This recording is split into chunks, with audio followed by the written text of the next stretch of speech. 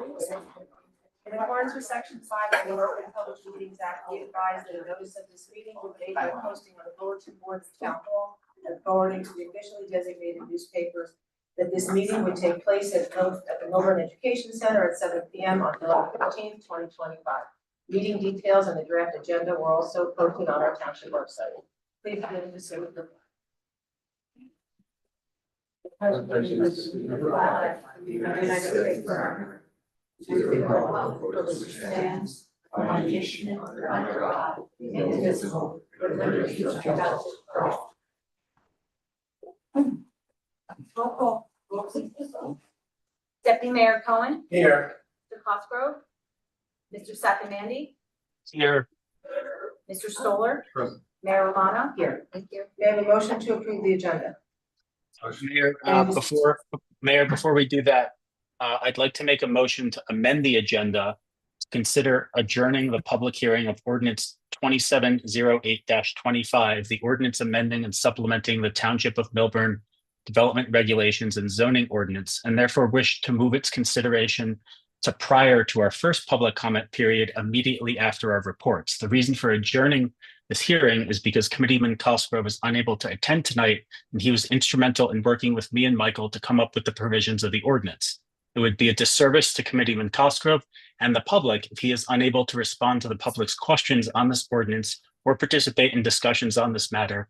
And therefore, I will be making a formal motion to adjourn it and move consideration of this ordinance moving it up before public comment will spare any individuals that came out to speak on this ordinance from having to wait around just to find out that we're adjourning it to the next meeting. Okay, so that is 2712. It's 2708-25. It would have been the second read tonight. Oh, gotcha. Okay, so do I have a second? I'll second. Okay, roll call. Deputy Mayor Cohen. Yes.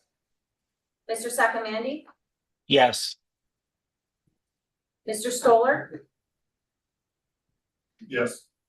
Mayor Romano. Yes. Thank you.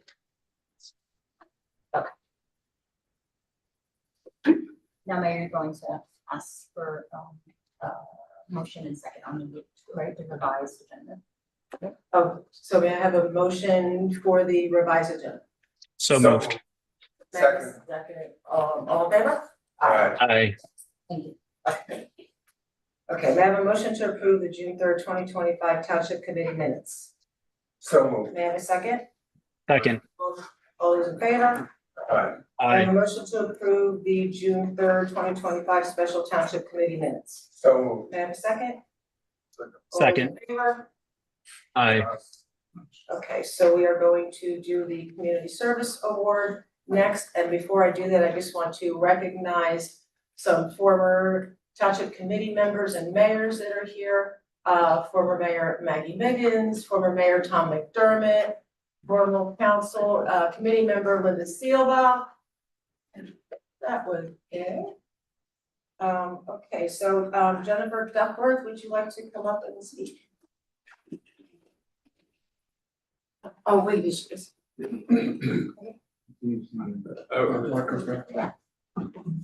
Let's see if she's on the, hold on.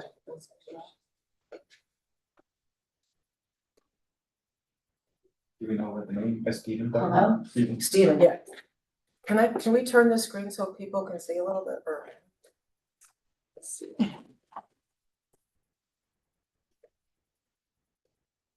Thank you, Mayor Romano and the Township Committee for this opportunity to speak to honor Elaine Becker for this Community Service Award. I sit on the Community Service Award Committee and am very privileged to be able to deliver this to you. I wanted to start by, Andy, come on. Andy, come on. Former Mayor Elaine Becker, this is her son, Andy Becker. and thank you, Andy, for being here too. I wanted to first read something from one of the committee members that I think will exemplify what former Mayor Becker brought to this community. This person wrote that they wanted to share their fondest memories as an executive on the hometown TV. Elaine was always gracious to all the events, and HHTV gave interviews and allowed us to video all the townwide events. She was there when she'll never forget 4th of July at Taylor Park when HHTV was videoing the events and there were horses. And I asked the mayor if she would like to go on a horseback ride, and she said, sure, yes, right away, and off we went. It was the person's first ever horseback ride, and she was holding on for dear life. She doesn't know if it was Elaine's first ride, but she was a very good sport about it, and we laughed and sat at the top of these two very slow horses. She was a great mayor, and thank you for allowing me to share this on behalf of Dr. Janet Pike. Thank you very much. And now I'd like to turn it over to the mayor to read the proclamation. Thank you very much. Does she wanna people to see her? Sure. That's what the guy has in her camera. Oh, Elaine, do you want to put your camera on? So everybody can see you?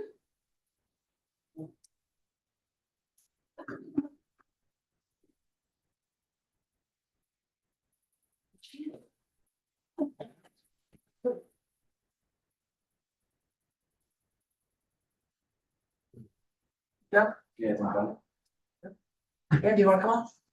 You wanna read it? sure.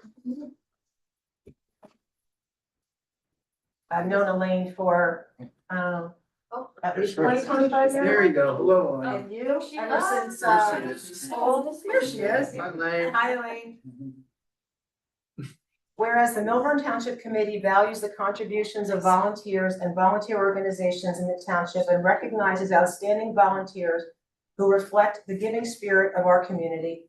And whereas Margaret Elaine Becker has demonstrated a track record for over 60 years of service to the Milburn Short Hills community with the following positions that are not noteworthy and exemplary of a career in giving back throughout her tenure in the community.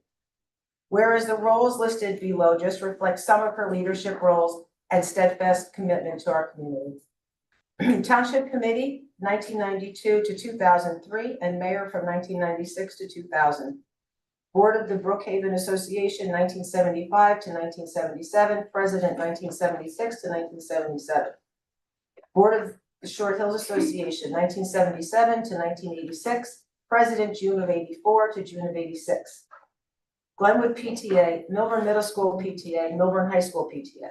Conference of Parent Teacher Associations, President 1979 to 1980. Milburn League of Women Voters Board of Directors, 1987 to 1988. Planning Board, 1989. Community Service Award, 2011 to present, and the Chair, 2014 to present. Environmental Commission, 1986 to 1990. Vice Chair, 1987. Chair, 1998 to 1990. Trustee for Greenwood Gardens, 2005 to 2022. Emeritus Trustee, Glenwood Gardens, 2022. Carl Hartshorn Arboretum Board Member. Local Assistance Board Member, Board Committee, 2005. Art Advisory Board Member, 2005. Residents for Traffic Safety Committee Founder. American Red Cross Milburn Chapter Driver, and also Meals on Wheels Delivery. Now therefore, I, Annette Romano, Mayor of the Township of Milburn, on behalf of the Township Committee and members of the Milburn Township community, on this 15th day of July 2025, extend thanks and appreciation for the good deeds and services rendered by Margaret Elaine Becker for her outstanding contributions to our community. Thank you, Elaine.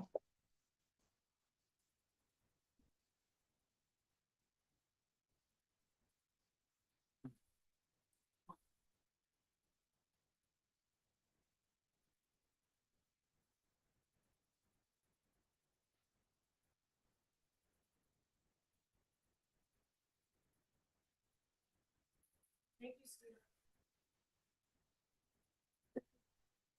Oh, the plaque is over here. It's in limbo until we have our new town hall. And there's the new flag. Thank you very much, Mayor Romano. Thank you, Township Committee. And thank you everyone for coming tonight to honor my mother and all her hard work and her dedication to Milburn Short Hills. Elaine lived on Lee Terrace with her mother and father before she met my father, Carl Becker, at Warner Lambert in Morristown. They married in 1962. They raised me and my brother Steve, who's right there. She went all in dedicating her life to her family and to her community, Milburn Short Hills.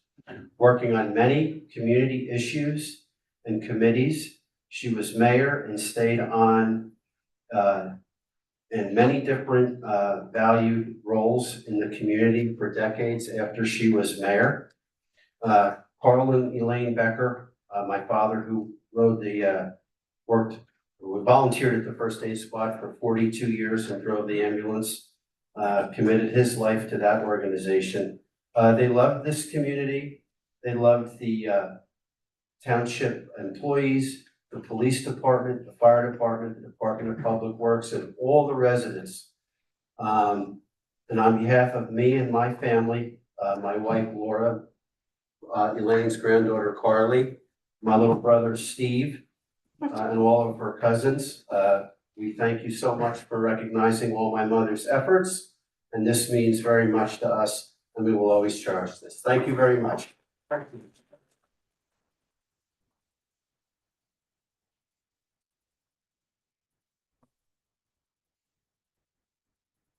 And I know some people want to speak, so we get the public comment as quickly as we see. Deputy Mayor Cohen, you scheduled to present the proclamation for National Night Out. This is for the record, okay. Whereas the National Association of Town Watch sponsors a national community building campaign on Tuesday, August 5th, 2025, entitled National Night Out. And whereas the National Night Out campaign provides an opportunity for neighbors in the Township of Milburn to join over 38 million neighbors across approximately 16,000 communities from all 50 states, U.S. territories, and military bases worldwide. And whereas National Night Out is an annual community building campaign that promotes police community partnerships and neighborhood camaraderie to make our neighborhood safer, more caring places to live. And whereas neighbors in the Township of Milburn assist the Milburn Police Department through joint community building efforts and support National Night Out 2025. And whereas it is essential that all neighbors of the Township of Milburn come together with police and work together to build a safer, more caring community. And now therefore I, Deputy Mayor Michael Cohen, do hereby call upon all neighbors of the Township of Milburn to join Milburn Police Department and National Association of Town Watch in support for National Night Out on Tuesday, August 5th. Further, let it be resolved that I, Michael Cohen, do hereby proclaim Tuesday, August 5th, 2025 as National Night Out in Milburn, New Jersey. Thank you. Okay, reports. Deputy Mayor, you want to start? Yeah, I'll be quick. It's quieter in the summer. The planning board met, as you know, to approve the housing element of the master plan. That was approved and then endorsed at a special meeting of the township committee that we held a couple of weeks ago. They also approved the capital review for the town hall renovation, and have also reviewed a zoning ordinance, the one that actually we are carrying over. The zoning subcommittee met a couple of times. It now meets every 2 weeks because there was a big backlog of work. Currently underway are looking at revising the zoning code on such issues as lighting, accessory uses, and design standards. That's it. Committee want to start? Sure. Okay, let's start with Recreation Committee. Still have a couple more summer concerts scheduled as we celebrate Parks and Rec Month in Milburn, July 17th and July 31st. They all start at 7 p.m. Our swim team was moved up to a higher division this summer. They're going very strong. They started the season 2-1. And then the fall program registration is still open, including rec soccer, flag football, girls volleyball, cross country, and more. SID, Special Improvement District. Town Hall is in full swing. If you guys haven't come out, please come out. It's fantastic, fun, food, music, open consumption. We have live music every Friday and Saturday night, starting at 6:30, going to about 9:30, sometimes a little longer. Family movie night is scheduled for Tuesday, August 19th. And we always say thank you to our signature sponsor, Concierge Pediatrics on Morris Turnpike. The Upper Milburn Avenue Block Party is scheduled from 1 to 4 p.m. On July 26th. This is an event that's going to have a theme of yacht rock. This is really going to do wonders for the Upper Milburn Avenue. It incorporates the new residents at the Metropolitan. Even though they're in Springfield, they do spend their dollars in Milburn. Board of Education, no material updates. However, the new interim principal joined us this week, so you guys will see him around the high school. Joint facilities, no current updates. Mountain Valley Emergency Communications Center, no updates. Flood mitigation, great. Just wanted to put a great thanks to MPD, Milburn Police Department, and the Fire Department for all the hard work they did in the flooding yesterday. They were fantastic. Just a couple projects. East Branch, that's Ridgewood and South Mountain School area. We're going to start the construction for the drainage improvement project along Greenwood Drive and Ridgewood Road. And Alex, I saw your email to a couple residents on that as well. So good work there. New Jersey State Senator John McKeon and the Flood Mitigation Committee confirmed that $500,000 in state funding will help fund the enhancement of the Gilbert Storm water pump, expanding its capacity and providing favorable or failover capabilities. And then on the Van Winkle, which is Glenwood in Washington, the engineering firm, that's the Princeton Hydro is set to start work in the next few weeks. Open Space Tax Fund, of which I'm chairing. We've actually going to have our first meeting within the next month or so. Just so hard to coordinate with everybody traveling now in the middle of summer. But as soon as we get our timing, I'll announce that. And then affordable housing, I'll defer to council. Thank you. Committeeman Second Matt. Sure. So I'd like to report on some of the work I've been doing behind the scenes with Committeeman Cohen and Cosgrove to strengthen our zoning code as it relates to stormwater detention. Specifically, we're working on a proposal to potentially double the stormwater detention requirements for commercial and multifamily developments. Towns in New Jersey are permitted to adopt more stringent stormwater standards than those provided by the state. And given our town's history of devastating flooding, it makes sense for our town to have more stringent regulations. This idea was actually brought to me by Charlie Bambera, who's one of the engineers that Ben and I added to the Flood Mitigation Advisory Committee last year. Charlie's idea to address this really underscores the importance of having Flood Mitigation Advisory Committee members that are subject matter experts in their fields. Flooding is a complex technical challenge, and it's vital that we rely on informed professional input to develop meaningful solutions that actually help our residents.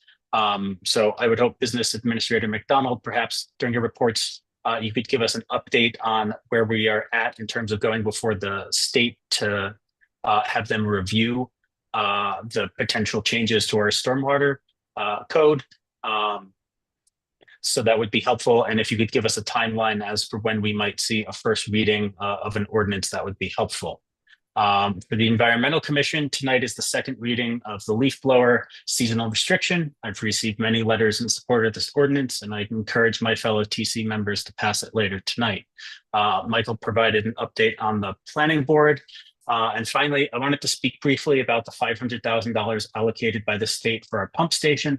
I fully support the project and the funding, but residents should know this money didn't just appear. It was added by Democrat lawmakers in Trenton as part of their opaque budget process, and it comes at a very real cost. That cost is being borne many times over by our residents, particularly here in Milburn and Short Hills, through steep tax increases, most notably the mansion tax, which was tripled from 1% to 3.5% on homes over $3.5 million. This is a massive hit to our homeowners, far outweighing the relatively small amount sent back to us for this project.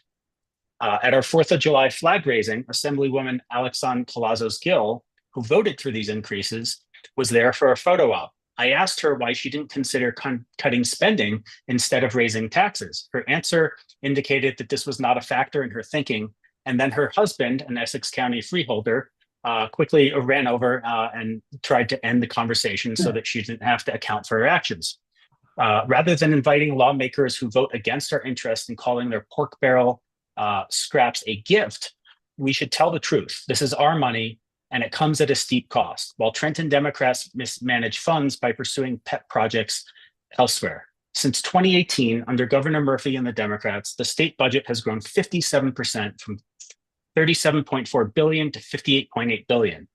As Ronald Reagan used to say, we could say the government spends money like drunken sailors, but that would be unfair to drunken sailors because they're spending their own money. Trenton is spending your money, and our residents are the ones stuck with the bills. Our job here is to stand up for the residents of Milburn and Short Hills, to fight for fiscal responsibility, transparency, and policies that actually serve this community, and I'll continue to do exactly that. So the next time some members of this dais pat themselves on the back for bringing in $500,000, we should also ask at what cost, especially when that $500,000 is roughly equal to the mansion tax collected on just 4 homes in Short Hills, and our residents already send nearly $50 million a year to the county, and we get very little back to show for it. Thank you. That's all. Thank you. I wanted to thank our state legislators for understanding the importance of the Gilbert Place pump station and how it's going to help our South Mountain neighbors and our downtown in the event of a devastating storm. We were going to do this anyway once we lost that federal money that we were supposed to get earlier this year. So I'm glad that $500,000 will go towards towards those costs. I also just wanted to comment on last night. That last night's storm left devastation in some parts of the state, particularly in Union County. So let's keep those residents in our thought, especially the 2 lives that were lost in North Plainfield. Before the storms, our DPW, fire, police, OEM, and our volunteer first aid squad prepared the township by cleaning out catch basins, storm drains, pipes, and grates. Taylor Park was drained earlier in the afternoon. So the township was fully prepared, and the fire chief continued to monitor the path of the storm throughout the afternoon.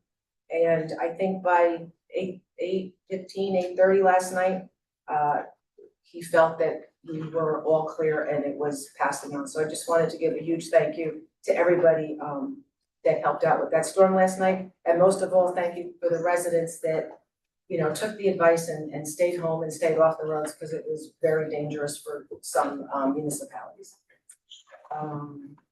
That's all I have. Mr. McDonald.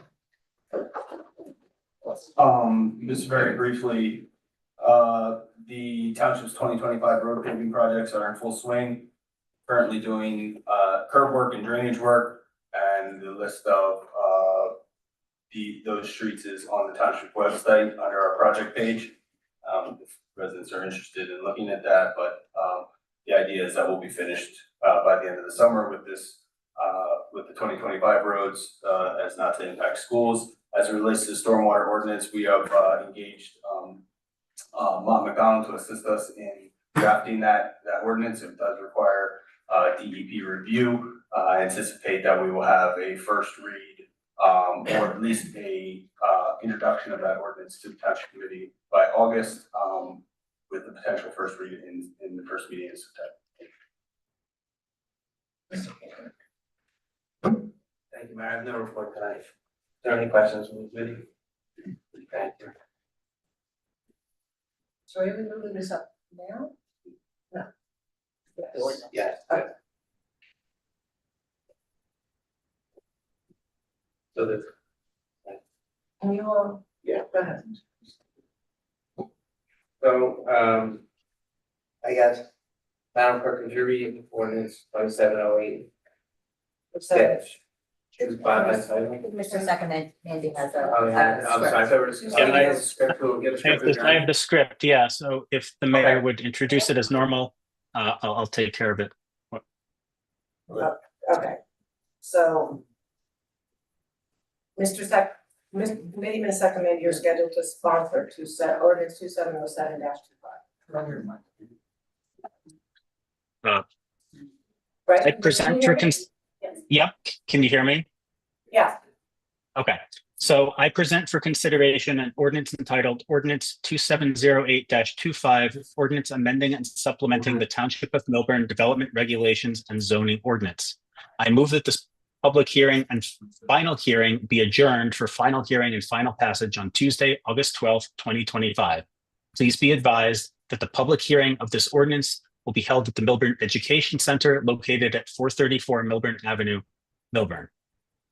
May I have a second? Second. Roll call, please. Are we gonna discuss it at all? We're moving it to. Well, we would discuss it at the next meeting, well, I which is understand, where it's but I carried think to. it's more information because I'm being told that there was just some dissenting points at the planning board when this was set forth. You know, we were told that everyone was in agreement on this, so I'd like a summary of any of those dissenting points from the planning board and how we would like to address those. They were in your packet and we have still not gotten a legal opinion as to whether that in of itself required renoticing of the application. So we're hoping to have that before we proceed. Yeah, so if there's adjustments that have to be made after it's passed, we can certainly follow that up with a modification if need be. So no, I thought the opinion was if we made those modifications, it would have to be amended and reintroduced. So the committee was gonna consider the ordinance as is. It would require a majority to, well, we would say that we consider the planning board's recommendations. And then if we wanted to implement them, that would be a new ordinance that it couldn't be amended without a reintroduction. So I'm sorry, you didn't get that opinion. Did that answer your question? Yeah, that's what I'm looking for. So, roll call, please. And this is a motion to adjourn. Okay. For the August 12th meeting. Deputy Mayor Cohen, Yes. Mr. Sakamandy, Yes. Mr. Stoller, Affirmative. Mayor Romano? Yes. Thank you. Okay, Just public, to the public, the public hearing has been adjourned. There will be no further notice. If you're here for that hearing, this is your notice that it is adjourned. can you clarify? So what we're gonna do is, if you're here to speak regarding the Community Service Award for Elaine Becker, I'm just gonna ask that you come first while I believe Elaine is still on, just in case she wants to go on. They can't hear you if your microphone's out. I thought they could. So if you're here, before we open public comment, if you're here to speak for the Community Service Award recipient Elaine Becker, I'm just gonna ask that you speak first while Elaine is still on the line. She's not on. Oh, she's not, okay. So when invited to speak to offer your comments, please come to the lectern and clearly state your name and whether you are a Milburn resident and or property or business owner. Please do not provide your full address, seeing our meetings are recorded and readily available to the public. To help facilitate an orderly meeting and to permit all to be heard, speakers shall limit their comments to 1 3-minute session. You will be prompted when there's 30 seconds remaining. A reminder that this is not a time for dialogue or to debate a matter, and this is a time during our business meeting for the public to offer comments. I will now open public comment. And also, you'll also have, if you're here for the leaf blower ordinance, there'll also be a period later on before we vote that you'll be able to speak about. So I will now open public comment. I'm David Peter Allen, ALAN, Chair Emeritus of the Lackawanna Coalition. I live in South Orange, and I'm here to talk about Elaine Becker. Good evening. I'm David Peter Allen, and I served as chair of the Lackawanna Coalition, which advocates for better service on New Jersey Transit's Morris and Essex line and elsewhere for 21 years, from 2000 through 2020. Our current chairperson, Sally Jane Gelman, has a mandatory engagement at this time and can't be with us tonight, so she has authorized me to represent the coalition. Milburn is unquestionably the Lackawanna Coalition's hometown.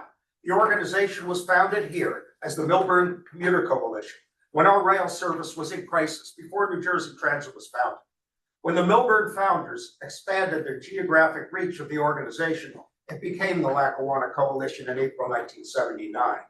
Today, our purview includes transit in all of North and Central Jersey, while retaining an emphasis on the Morris and Essex and its other original lines of concern.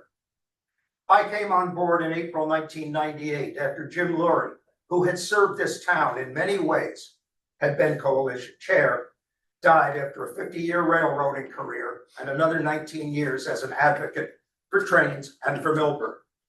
Elaine, who was mayor at the time, welcomed me on board, and so did Bob Hingle, who is still a member today. Throughout the 28 years I have known Elaine, she was always there to help the coalition and to help me when I held office there, briefly as vice chair and for many years as chair. While she did not hold office at the coalition, Elaine was always tremendously helpful when it came to our dealings, not only with Milburn officials, but with other towns as well. The coalition was founded in the beautiful wood-paneled conference room at Milburn Town Hall, and we met there continuously for 46 years, except during the COVID emergency. During that entire time, and continuing today, outreach to the municipalities and counties in our area of concern have been important as part of our advocacy effort.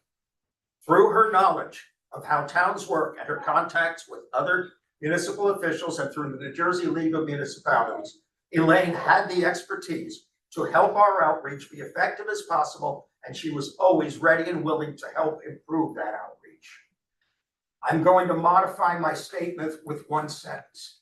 After we finalized it, Sally and I realized we forgot to talk about the wonderful cookies that Elaine made and brought to our meetings at Christmas time. So I know that Elaine has done many other things for this town, although I can only address what she did to help the Lackawanna Coalition. She deserves every honor that can be bestowed upon her. With the ongoing renovations at Town Hall, the coalition has found a temporary home in Summit, but we look forward to returning to Milburn, which we have always considered our home. We continue to appreciate the assistance from the town that Elaine nurtured through the years. Things are not the same without Elaine's active participation, but her services through the years have helped make the Lackawanna Coalition what it is today, a leader among riders' advocacy organizations in the United States. Thank you. Thank you. Will anyone else like to speak?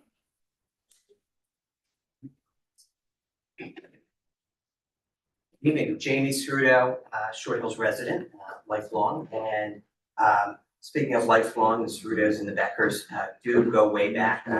Elaine has been a longtime mentor of mine, and it is so special to see her, obviously was chair of the committee as well, the awards committee, able to see her name on the file, really, really special. So I want to just say to the Becker family, amazing, amazing family. Always love Elaine. As well, just want to talk about a couple of different items. One in particular, I just got back from Rome on a Jubilee pilgrimage and sort of was off the grid, but I want to just acknowledge Eli Nadell and his brother as well, Milburn Short Hills family just joined the IDF, and really amazing standing up, and there's many families in the military as we came off of July 4th. Honoring those who are serving here and overseas. So just want to acknowledge him and his brother who were just sent. We got hit with, a major storm yesterday. We heard about a lot of destruction that went on in other communities, and want to give a big shout out to the Flood Mitigation Committee and our engineers who have worked really hard. Charlie Bambera, Nick Volpicelli, Jim McKenna, and team. And I want to just acknowledge their efforts and their continuous push for funding. And, that's an area that I would really like to see, and a lot of residents have spoken about, continuing to support equipment and measuring devices and lots of different things that we can continue to strengthen our preparedness. So I'd ask the Township Committee and the leadership to continue to investigate that. And of course, for police and our fire and our DPW and first aid squad for their response. I had a family member who got caught in the flood in Chatham. Actually, the back of the car was ripped off with their back bumper. So really, really scary stuff. And the community should be aware, right? Overdevelopment is making our flooding worse, more pavement, more runoff, we're paving over paradise, and we need to be conscious of that as, we continue to look at leadership in place and the decisions that are being made. We've heard about, of course, the mansion tax already tonight, but we also have to acknowledge the decisions that have been made, that have impacted the overdevelopment that'll continue to face this community. We have to be conscious of who we put in office, our representatives, and speak up for that. We may see $500,000 in a state grant. However, how much have we put into the state? How much have we put into the county? $50 million a year.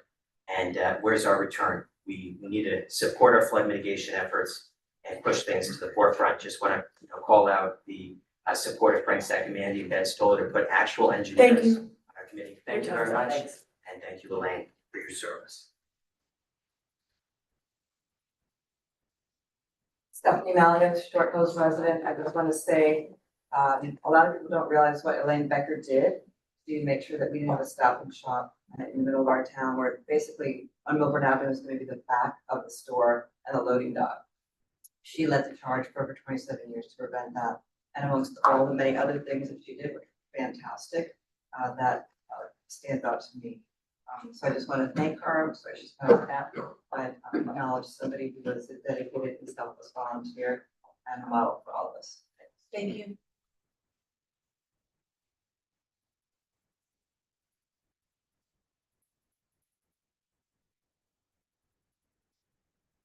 Linda Seelbach. I'm a former resident of Melbourne Short Hills and a former member of the Township Committee and several of the other committees.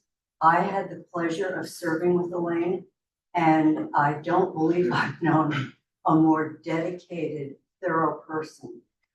With her approach to her duties, she was quite tireless and very gracious in everything that she did. She was the author of a number of pieces of legislation that I'm sure are still on the books.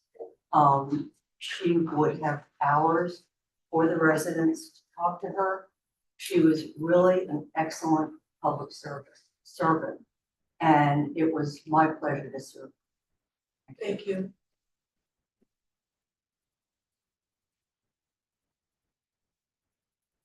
Would anyone else like to speak?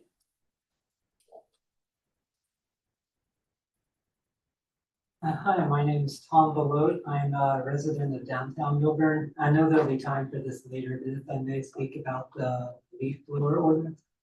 I wanted to speak in support of the ordinance. I do think that electric leaf blowers would be a significant quality of life improvement in downtown Milburn for the noise and for the smell of the gas exhaust. So I just want to speak tonight with my support for the ordinance. Thank you. Thank you.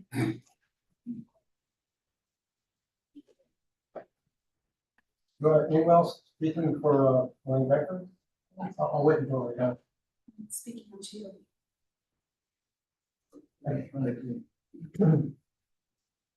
Phil Kirsch, Milburn resident. I also wanted to end my praise for town's response to the last storm. I think the preemptive work that's being done and the recognition of the flood threats has really helped our town. But the main reason I'm here tonight, members of the Township Committee, are before you tonight with what I believe to be important questions for our town government, legal representation, and local police force to seriously consider if they haven't already. How are we going to respond in this town when masked men in unmarked cars, heavily armed and wearing bulletproof vests, show up at our local restaurants or at our homes as landscapers or roofers go about their work, or at the car wash on East Willow Street? Can we insist that they identify themselves? Can we demand that they show their faces? What information will the township provide them if asked for registration lists of contractors working locally? Will our police protect us if we peacefully protest to protect workers who are being rounded up? Workers we have known for years as we dined at our local restaurants or picked up bagels or pizza. If you believe this is hypothetical, or that our businesses have likely vetted their employees, please remember that ICE is indiscriminately detaining workers who have legal documentation, even those who are citizens or in a lawful process of becoming citizens. I know that you agree that human rights and due process are essential and inviolable. We began this meeting by pledging allegiance to a country with liberty and justice for all. Before we think that it can't or won't happen here, we need to understand that New Jersey is a target state for ICE, which has greatly expanded its budget and power. I therefore strongly urge you to consider the issues I have raised and come back to us with answers so we know where we stand. Thank you. Thank you.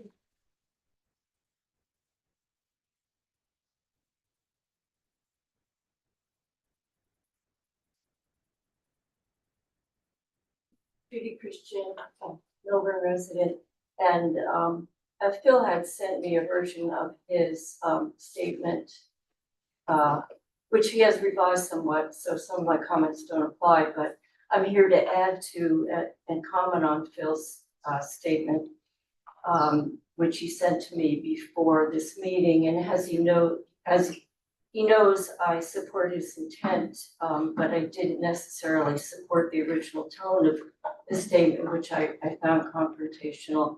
That being said, and please bear with me, my family moved to Milburn in about 1963. I left in the 70s, and I've been back now for about 20 years.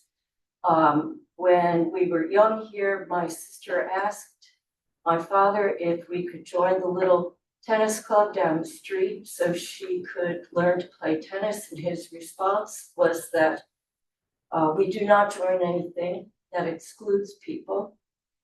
We understood this to mean race, ethnicity, or religion. So I wanted you to know that because my statements are from an ethical point of view, not political. And now in Milburn, on any nice evening, you'll see a great diversity of people on the streets, dining in restaurants and working in the stores and restaurants. Some of these people are residents, some are visitors, some may or may not be citizens of the United States. Some of the very hardworking and skillful men who replaced our roof last October may or may not have been citizens, and some of those people carrying the leaf blowers that concern us today may or may not be citizens and may or may not be a targeted group. I think you get my point. It is on this basis that I support Phil's questions about township, appropriate township officials and law enforcement agents to address the question of the township's response when and if ICE agents come to Milburn. Surely addressing this in a proactive way could bring conflict, but nothing like the conflict that could occur after the fact. I, like many, are somewhat ignorant of township laws, rules, or ordinances regarding public gatherings or group or individual protests. Surely the question of masked and armed ICE agents entering a town is not one that can be easily addressed. But I think for the township safety and the public safety, we seek some guidance. This should not be interpreted as an attempt, veiled or otherwise, to force the township's political hand. It is a matter of transparency, peace, and public safety. Thank you.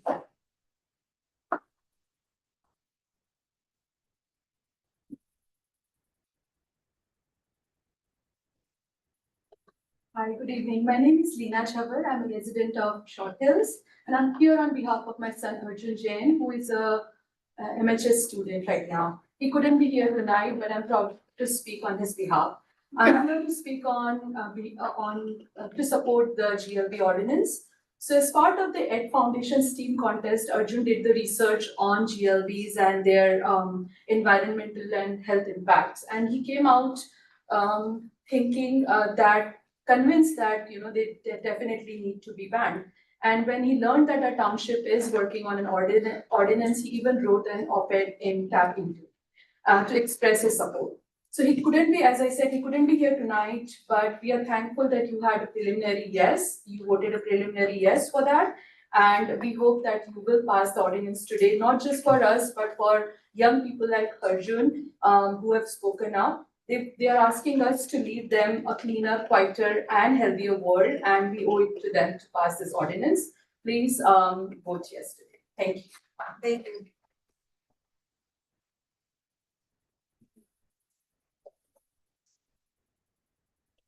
Good evening, Janet Kezar, Main Street resident. I want to thank Phil Kirsch for his foresight and his insights in bringing up this issue to the community. I have to admit, I'm one of the people who felt shrouded in the privileges of Milburn Township, as though this is not something that's going to happen here.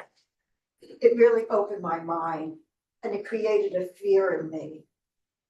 I could be involved in a confrontation, whether directly or on the periphery, and we need guidance. And to give you some very, very specific cases, Thursday, the day after tomorrow, I have a worker coming to do some exterior work on my house. I had hired him 3 years ago. He did a great job. I called him back for another project. 3 years ago, he brought a team of 2 or 3 men who ostensibly looked to be immigrants. Were they citizens? Were they in the process of becoming citizens? It doesn't seem to matter. But to give you a more frightening case, 3 years ago, I hired a painting company, a well-established painting company, to paint the interior of my house. And this team also came and appeared to be immigrant. Again, citizen, I don't know. And again, it doesn't seem to matter. The question I have, even though it's after the fact, is could ICE come to my home, invade my privacy, because they happen to see what they believe to be a probable cause? Could they come into my home and ransack it, thinking I might be concealing somebody in a closet? What are our rights? What do we do? This is a question that pertains to everybody in this community. Because as Phil said, you can be in a restaurant at a time when there is such a raid.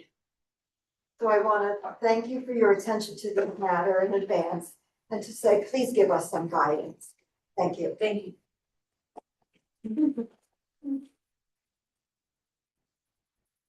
Hi, good evening. I'm Dr. Trina Frankel. I've lived in town over 50 years and practiced general internal medicine for 30 years. I'm a member of the Local Assistance Board and chair of the Senior Citizens Advisory Committee. But I am here speaking only as an individual, not for either committee. The town shares a social worker with Livingston. The social worker manages 10 to 15 cases a month. She assists clients with obtaining Medicare, Medicaid, SNAP benefits, utility assistance, caretakers, affordable housing, homelessness, mental health issues, clothing, general assistance programs, and excessive recreational activities. Under the direction of Annette Romano and with the help of Debbie Frank, she runs the food pantry. The pantry serves over 22 households, including seniors. I believe the social worker is an incredibly valuable and important part of our community. By aiding the most vulnerable of us, she creates a safe, healthy, and welcoming town that benefits everyone. Recently, our social worker resigned to take another job. While we search for a replacement, her supervisor and the director of the Board of Health are filling in for her. I wanted to speak today to reinforce how important it is that we fill the social worker position as quickly as possible and to thank the town council for supporting this position, especially in these times where our support systems are becoming more difficult to navigate. This role is increasingly important. So thank you for your help in filling this critical position. And I would like to thank all those who have spoken here tonight on a very important issue. We must protect due process for everyone. Thank you.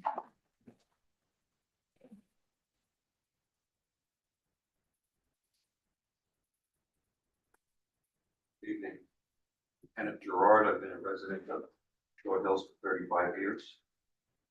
And today I happen to be a witness to a legal argument at the Superior Court in Newark on a case against this town, the Township Committee, called Bear Properties versus Township Committee, several other people involved.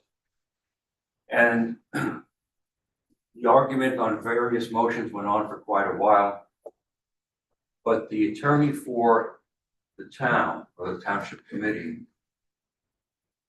almost was making a complaint to the court that this is going on too long and it's costing the township $30,000 because the insurance carrier is not participating and it's not extending coverage or legal funding. And it struck me that this person would complain about that one. In fact, they are making the $30,000 that's paid by our town. And they have had 2 recommendations from a Superior Court judge that they mediate this case, and they refused to do so. And they had 2 settlement offers, and they refused that too. So it seems to me that they are wasting our money when a settlement in this case could be had and a mediation should be had and was actually ordered by a judge twice. So I don't know what you can do about that, but it seems to me that those costs should be reined in. That law firm should be told, do what the judge said, go to mediation and see if you can settle this case. Thank you. Thank you.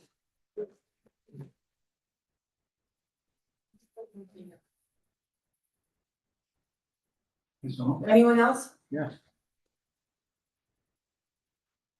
Okay. Can you hear me? Yep. Hi, everyone. Regina Pruitt, Short Hills. I'm an anomaly here. I'm speaking tonight against the leaf blower ban, and I'll tell you why. You received my letter. I appreciate you guys reading it. In my opinion, this ordinance will result in increased landscape costs for all residents, especially impactful on those on fixed incomes.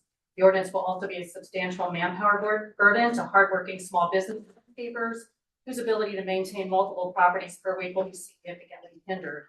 My grandfather was a small business owner of blessed memory, and I remember how hard he worked to keep things going. To any landscapers here tonight, I stand in solidarity with you.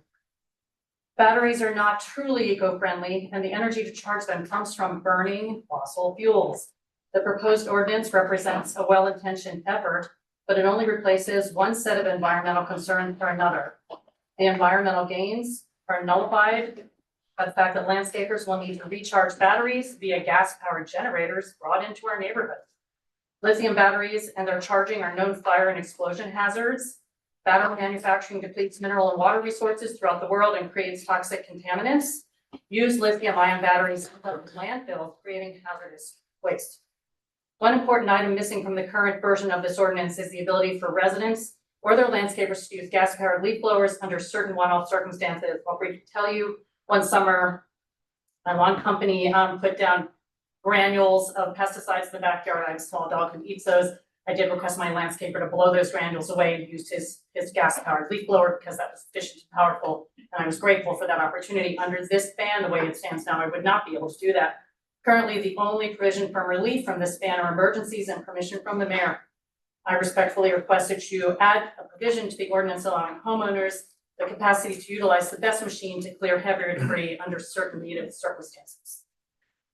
Lastly, you as elected officials need to be mindful of government overreach in enacting excessive mandates. Too many mandates means the ones that really count, such as vaccines, will be polluted, particularly those that remove consumer choice and add financial burden to all, including members of our valued small business landscaper workforce and your most valuable residents on restricted incomes.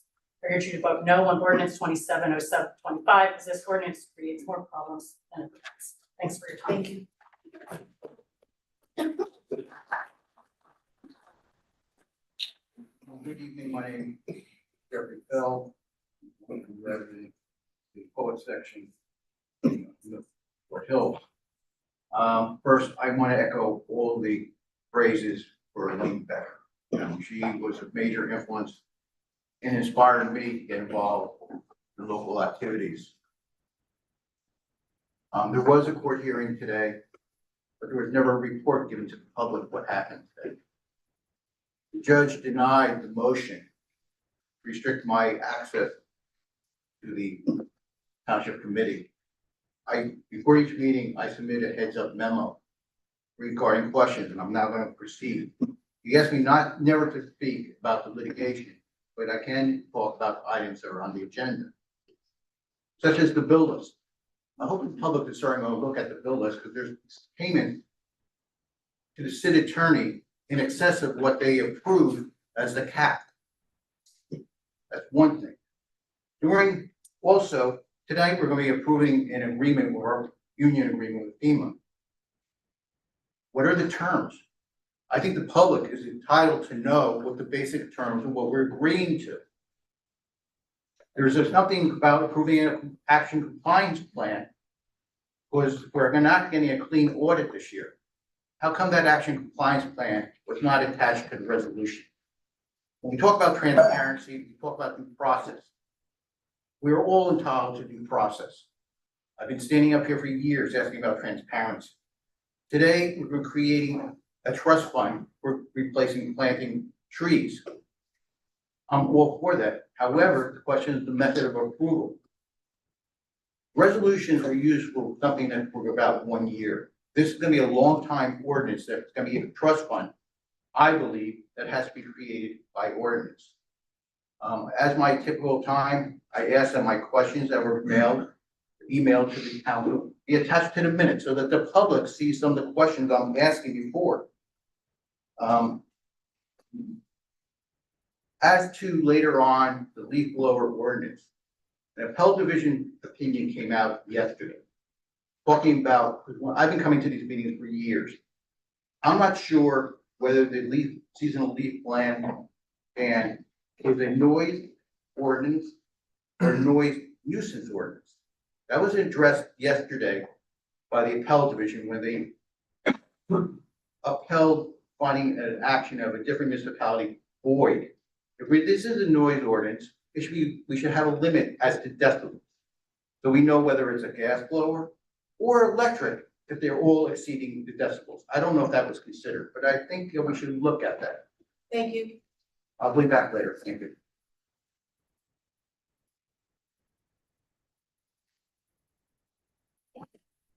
My name is Chris Tiro. I'm not a resident. I'm representing Climate Revolution Action Network in support of the resolution that would support the Climate Superfund Act. We are in an organization of Gen Z voices trying to uplift youth voices in the climate crisis in New Jersey. I work full-time in climate resilience infrastructure and policy, trying to make our state more resilient to flooding and improve our water quality. I went to school for environmental policy. I'm doing everything I can to dedicate my entire adult life to slowing down climate change, and it is frankly not working. Over the past 6 months, we've seen more oil drilling leases. We're seeing coal making a comeback. We're seeing public lands and natural resources being sold off through the highest bidder. And not only is this administration actively taking steps to speed up and accelerate the impacts of climate change, but they are dismantling the emergency services in place to protect residents and rebuild when disasters do strike. And even the data that's being used to predict when these disasters occur. So we may not be prepared the next time that Hurricane Sandy is reaching our shores. And you saw last night, this wasn't a nor'easter, this wasn't a tropical storm, this was a rain event. There were 7 inches of rain across 2 hours in some parts of the state. This is going to keep happening, and it's going to keep getting worse. That is the nature of climate change. Typical weather events get more extreme and more frequent. Instead of having typical rain showers, we'll see extended periods of droughts like we saw last year, followed by these concentrated, heavy, tight bursts of rainfall that just overwhelm any infrastructure improvements that we could possibly hope to make, and hurting our communities and killing people. It's honestly a miracle that only 2 people were hurt or passed away last night. I'm surprised it wasn't a lot more based off of what the turnpike looked like based off what all these major roads look like. In my town, in Somerville, there were cars just washing down the street. There's a house, a home somewhere in North Jersey that I think caught on fire and exploded with the 4 residents being able to luckily make it out. Climate change is happening, that's very clear, and Trump is content with it getting worse. We can take steps to improve our infrastructure or elevate buildings. You might have heard about the New Jersey real rules that have been getting talked about in the governor's office, but there's only so much we can really do. And the absolute bare minimum that we need to be doing is having a dedicated source of funding to recover from disasters. And as this administration seeks to dismantle FEMA and other emergency service and response agencies, we cannot shift the burden onto working class taxpayers. Instead, we need to be doing it, we should be doing what we should have done a long time ago, and that's making the largest corporate polluters pay for these disasters. Your time's up. Thank you so much for coming. Thank you.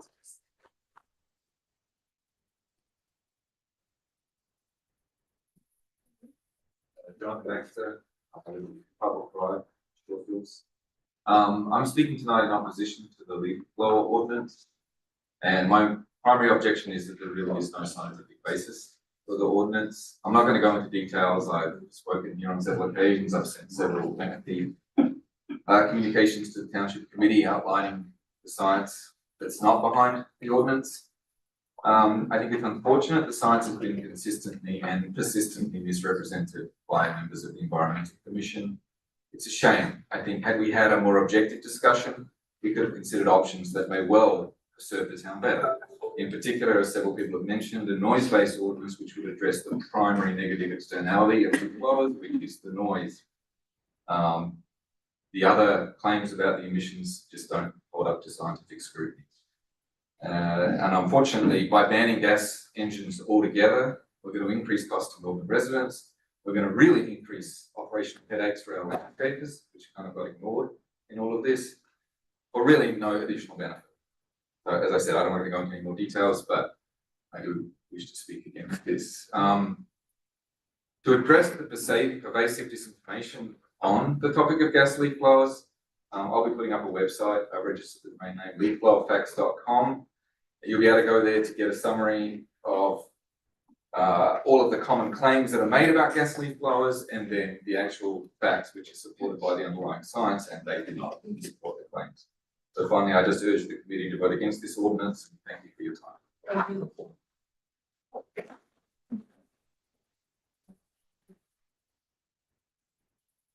Good evening, Commissioner. Good evening, Essex County Commissioner Brendan Gill, Essex County resident, not a Melbourne resident. It's good to see the mayor and the council. I came here tonight to speak in favor of the resolution supporting the Climate Superfund Act, and hoping to urge all the members of the governing body to hopefully support it. As Chris so eloquently put it, this state legislation would allow the state of New Jersey to finally hold climate polluters accountable. For decades, fossil fuel companies have polluted the state of New Jersey, spewing more than 1 billion metric tons of greenhouse gas emissions into our air. These greenhouse gas emissions have contributed significantly to climate change, the effects of which we are seeing firsthand each and every day. We have seen the extreme flooding. I know that we're very familiar with that here locally, and all types of other weather, essentially catastrophes. And most importantly, this legislation would make sure that taxpayers aren't the only one who have to pay for these damages. Polluters will be responsible to be for these damages that these fossil fuel companies are causing. So I'm here very briefly tonight to say thank you for putting forth this support resolution. We did pass one at the county level. Many of us will be working. I know there's many issues that we want to work with the township on, but this resolution is a big step forward. So thank you for doing it. It has the full support of many other elected officials across this county. I wanted here to say that, again, we're here to support you in pushing this issue in any way we can to see this law pass, so we can make sure that we can hold these companies responsible for what they're doing to our environment, not only here in Milford, but across this great county, across our state. Thank you so much for doing this. Thanks.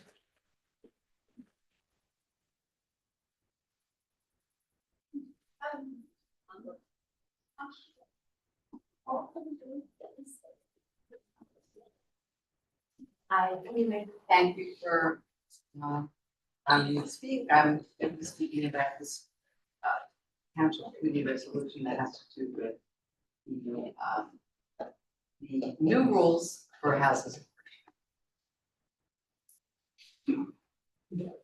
Is that appropriate or? I think it's the ordinance that we postponed till our August. I don't know if you were here in the beginning. I wasn't, but Okay. I don't think I'm gonna be in town That's then, fine. and I would like to just make my statement. That's fine. Is that not? No, it's fine. No, it's fine. Just wanted to make sure you knew it. Okay, so, yeah, I was, first of all, I was gonna sort of run down a whole bunch of points that we had. I'm sorry, could you just tell us your name again? Oh, sure, it's Robin Boone, Thank Township president. 30 years. I was going to run down a number of reasons why. I don't understand the purpose of this resolution. I don't understand what led to it. I was going to run down all of the legal problems that you have created for us and for me personally as a taxpayer and a township resident. And then I just decided, no, I'm gonna say what I think about this whole procedure. I think it's a travesty. I think this is not about planning at all, because if it were about planning, then the planning board would have just never introduced a resolution. There hasn't been an application for a house of worship since 1950, except for the High Center. So why wouldn't I think that this was directed against me? I think this is really about what kind of town we want to be. Do we want to be petty? Do we want, whose interests are you really representing here? You know, I am an American citizen, proud Jewish person. All of my grandparents fled oppression in Eastern Europe. My grandfather, may he rest in peace, used to cry on July 4th when the flag would go by, according to my mother, because I never. He was so happy to be in this country. And I'm thinking, what would my grandfather think about this?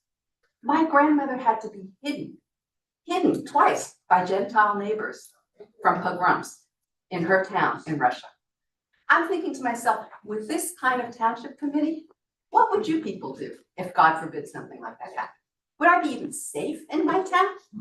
What is the purpose of all of this? So I just would like to respectfully ask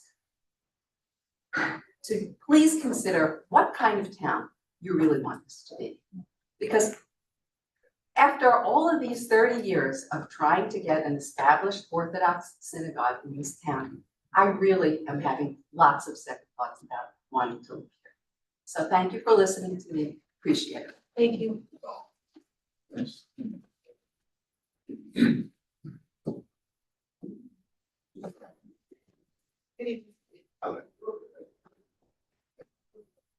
My name is Mike Scarlin. I'm a resident of the Wyoming district here in Melbourne.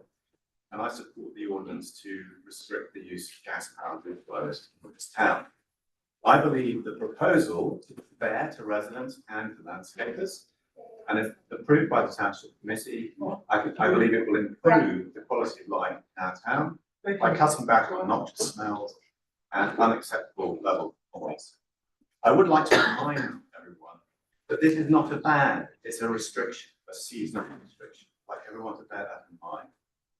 And personally, I hate the noise. Personally, I hate the smell. We can do better for our residents. Please pass the ordinance. Thank you. Thank you.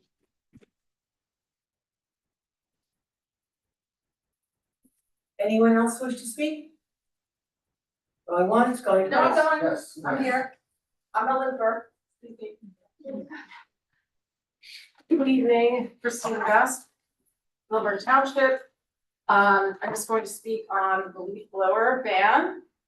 This was a hard decision because I know a lot of people support it, but I have to be true to my viewpoints and I fully do not support this.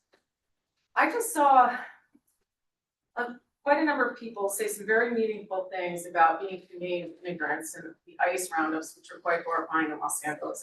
And I was very, very struck by the people's pain, and I clearly know what's going on. And, you know, I'm sitting here thinking to myself, we always think about what's in our face, and we wouldn't do that, we wouldn't be inhumane to somebody in their own town, but we would support slave labor in Africa. And, because children mine the lithium and other heavy rare earth metals. And and also in Central America, in certain countries in Central America, they have like basically displaced indigenous people and ruined their land, and caused quite a few poisonings. Strip mining for lithium and rare earth metals is highly, highly toxic, and the footprint of that is being estimated to be way worse than a little bit of gas emissions. So I completely challenge the science on this. And there's a big industry push in the United States right now to move the lithium mining to the West, okay? We don't have a lot of lithium mining. I think China owns a few mines here. There have been 72 permits open in Nevada, I believe. You can double check me because I might be off by a few. And Bloomberg actually is quite very much behind a lot of this movement. So I really have to question, is this like a political movement to just make money for an industry and being able to just switch, you know, damage to the environment to another damaging thing to an environment? So I really am very concerned about it. This is just basically a noise issue. And we're talking about 5 to 10 decibels max in difference. And the frequency, high frequencies are more damaging to the inner ear. If you ask any audiologist or ENT, than low frequencies. So that whole argument about damaging people's hearing is sort of ridiculous. And I personally find the high frequency ones more irritating. I also want to talk about the fact, the presentation that was done. So it looked like there was like a science bake-off. Having a rep from a company is not acceptable. Why were all the landscapers that serviced our town for years and have an opinion on how they want to do their jobs? And they also have an opinion on their concerns that their clients are going to be paying between 30 to 40% more. An average home in some neighborhoods, everybody's different. Some people do their own lawn, some people spend less. Some people spend $10,000, so they're going to spend $15,000. I think you need to put this to vote if you want to be a true democracy. Thank you so much. Thank you.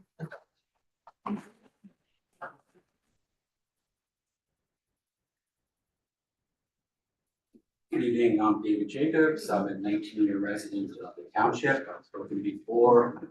I'm a new senior, so I do feel like I get affected by the gas power blowers as I get older.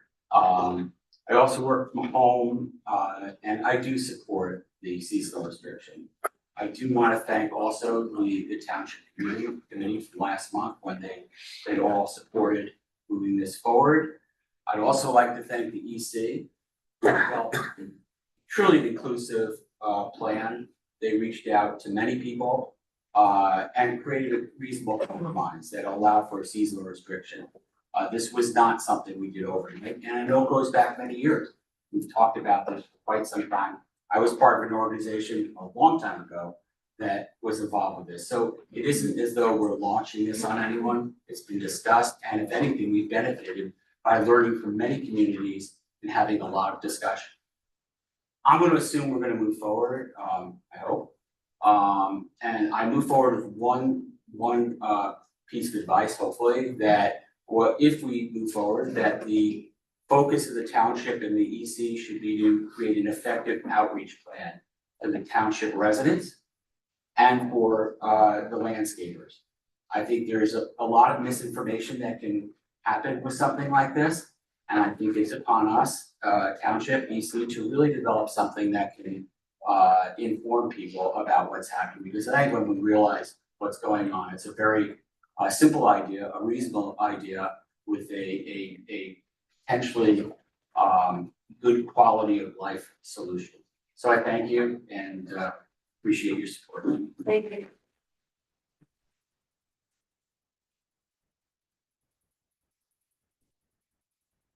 Jean Pasternak, resident. It's great to see our representatives visiting Milburn. I hope that they heard loud and clear that we no longer wish to be the doormat for Essex County and would appreciate their voting in favor of Milburn residents' interests instead of passing legislation that is destroying our beautiful, exceptional town with affirmative votes on affordable housing laws that is resulting in vastly grotesque overdevelopment. Our town and our schools will be unrecognizable if this continues. I support Regina Truitt's concern of government overreach, particularly as it relates to overdevelopment. And I can't help to note the irony of Representative Brendan Gill and the young man who came to discuss climate action. What we have control over in our state by our legislators and governor is overdevelopment. And this is the singular major impact we're going to feel on our environment, our lives, and our climate. Yet Gill, our Assemblywoman Palazzo Gill, and Begoli, both of whom are running for re-election, voted in favor of both the mansion tax in Murphy's budget and the affordable housing law. Ms. Begoli admitted that she would be pushed aside for committee assignments if she didn't go along with the yes vote on affordable housing. But she had the grace to call me back after I left her a message about the mansion tax in the budget, but ended up voting in favor of it, even though she was on the fence, because it obviously hurt both her constituents and herself personally. It's amazing. Lastly, the Superior Court today was heartbreaking to sit back and think about spending $30 to $40K a month on litigation versus whatever it is, $200,000, $300,000 budget for the SID against neighbors who have a legitimate issue and are willing to resolve it through mediation. It's just wrong and it needs to end.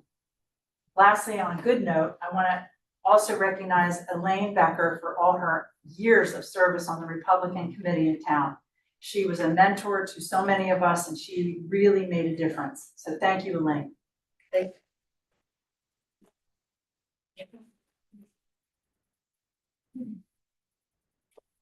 Good evening, members of the Township Committee. My name is Michael Todd. I'm not a resident of Short Hills.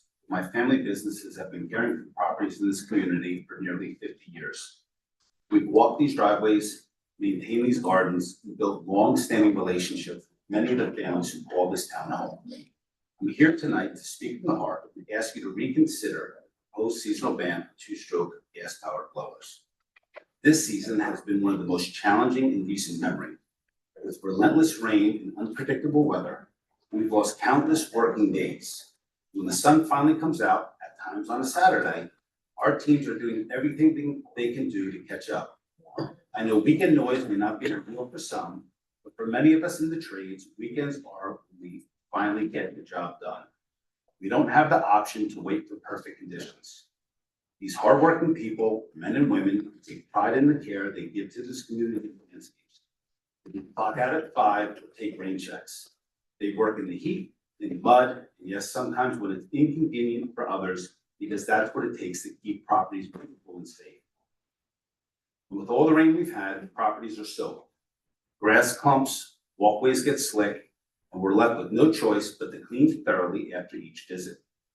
That work simply can't be done effectively with electric blowers. Not yet. The technology isn't there. Not for larger properties, not in wet conditions, not for the volume we're up against during peak season. Let me be clear, we support progress. We're invested in cleaner tools, we've adapted our practices, and we're committed to evolving with the times. But what's being proposed is not a thoughtful transition, it's a hard stop. And it will hurt not just us, but the very residents who rely on us. This ban will create confusion, raise costs, put strain on small business owners and workers who already operate on razor-thin margins. And it feels especially disheartening considering the deep roots so many of us have in this town. Let's not penalize the people who have helped shape and maintain Short Hills for generations. Let's take the time to understand the realities of the work, the limitation of alternatives, and the ripple effect of policies made without all voices at the table. We all want cleaner, quieter communities, but we have to get there together with solutions that are both environmentally and economically responsible. Thank you for your time and for your consideration for those who proudly serve this town for decades. Thank you. Thank you.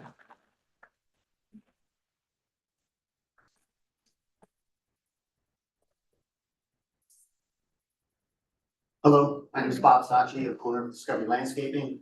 I've run a business here in the Milburn Short Hills area for the last 30 years. Speaking in opposition to the blower ban. To my knowledge, this has not been put out to the public for input or vote. It seems that a small group creating policy that will impact all residents and many small businesses. I fear if this ban goes through, we'll be back here in the future facing a full blower ban or a ban of all two-stroke engines. The equipment we use meets state and federal mandates for noise and emissions. Adding additional local mandates on the landscape industry is governmental overreach, unnecessary, and unfair. Additionally, the technology is not there to support battery-operated tools. The batteries that the electric blowers run on last approximately 30 minutes. Therefore, multi-batteries will be needed to complete simple tasks, and landscapers will be forced to charge batteries, and guess what? With generators that are gas run.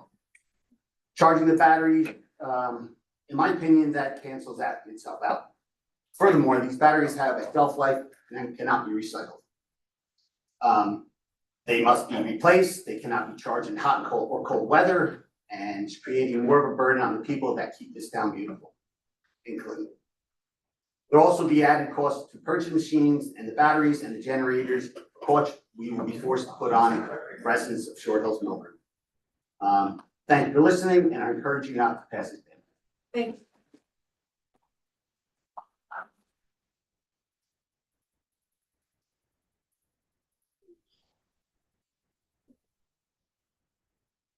Andy Becker. I've had a business in Short Hills for 41 years, and the time has come. The vote on the infamous blower ban is here. So apparently, they want to ban blowers from, I believe it's January 1st to March 15th. And then from Memorial Day to Labor Day, I believe my time frame is roughly correct. Having the ban until March 15th, what that would effectively do, the Environmental Commission would basically put 1,000 people out of work and stay on unemployment for another approximately 2 weeks, because most of us like to get started March 1st, weather permitting, of course. If you get started after March 15th or March 20th, you never get caught up. Those blowers will be running around the clock. If we can start March 1st, we can have it more spread out. People will be off unemployment. Families will prosper, children will prosper, the businesses will be better off. And we all understand that everyone has opinion on the blowers, but unfortunately they're a necessary evil. And I would encourage the Township Committee to postpone the vote and rethink the dates so we can keep your township clean, organized, maintain property values, and try to limit some of the costs that are going to be incurred by the homeowners who are already paying some of the largest property taxes in the state. I think this job is hard enough as it is, and I think this blower ban will just make it much tougher. Thank you. Is there anyone else wish to speak? Is anyone on the line? Yes, 3 to 5.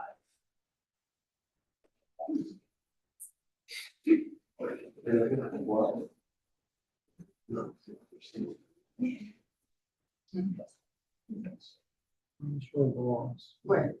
Good evening. Good evening. Harry Urso, Short Hills. Since the May 6th meeting, I will never attend another meeting publicly because of fear. Unfortunately, due to my husband's schedule, it does not allow him to be with me, unlike he was with me this afternoon.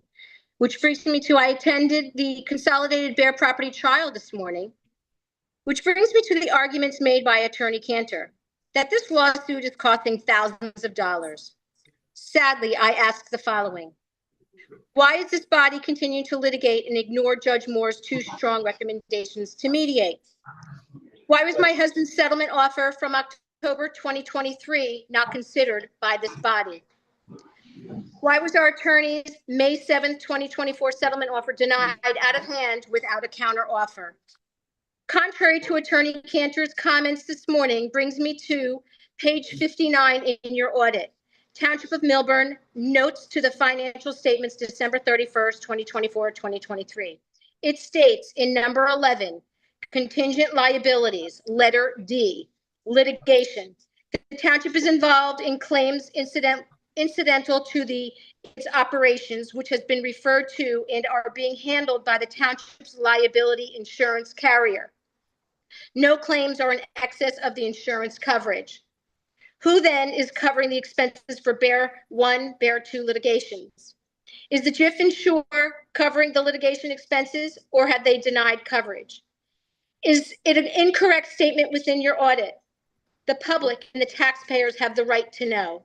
And according to the bill list, why then is the township covering litigation expenses for the township and the SID?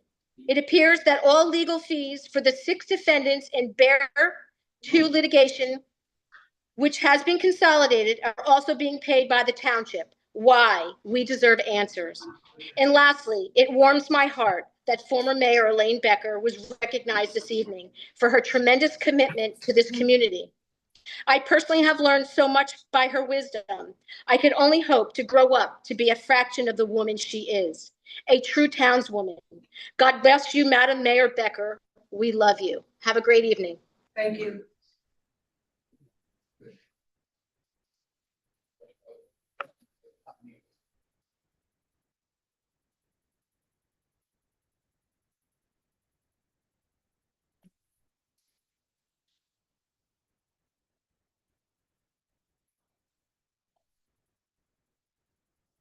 Good evening. Good evening. This is Radhika Iyengar from the Wyoming section in Melbourne. My comment is regarding the gas leaf blower. I'm in favor of the restricted use of the gas leaf blower, and it is really amazing to see that the township committee has been considering this restriction. I also come from the Melbourne for Climate Action Group, which has more than 100 families, and 61 of us have given our details and given our approval for this restriction. So I really hope that this democracy continues, and we've heard enough of discussions, and I would like to see a restriction put in motion. Thank you so much. Thank you.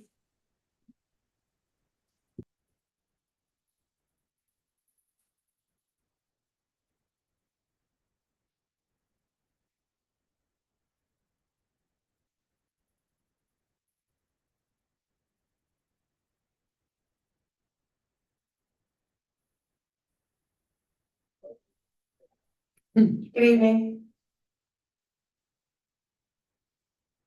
Good evening. Sarah Sherman. I'm a member of the Flood Mitigation Advisory Committee.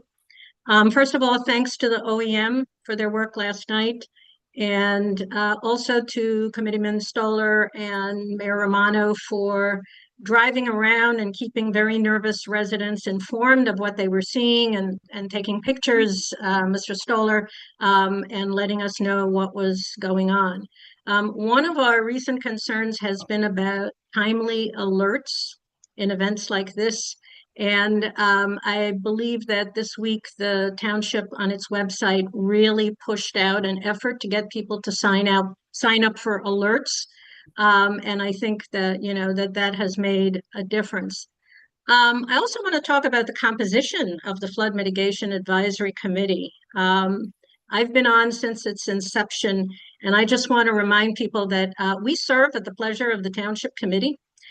We were all interviewed by the then mayor when it was formed, and we began with 5 engineers. So this idea that, there were no engineers, we had 5 engineers in addition to the Mott engineer and our township engineer. And so all conversations about what may happen, could happen, might happen, what work we could do has always been informed by discussions that involve professionals who know what they're talking about. Our new reality seems to be flash flooding. That's countrywide. And we're going to have to find a way to address that. I know we've always been focused on storm preparedness, but clearly after what we know happened in Texas and after what happened here last night with loss of life in rainfall, we have a lot of talking to do about how we might look to that in the future. I was also pleased to see that the rescue truck which I was always hoping was not going to be used here in town for us, especially in my neighborhood, was used somewhere else where it was very much needed last night. And I said to Mayor Romano, I was so glad to see that. So again, kudos to the OEM and our DPW, fire and police for the work last night. Thank you. Thank you.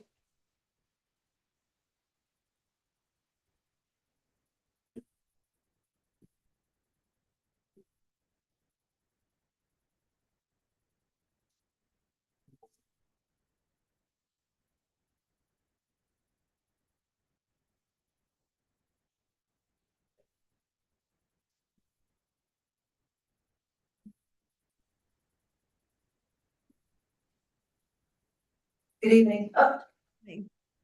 Good evening. My name is Pooja Parikh. I live in Toronto.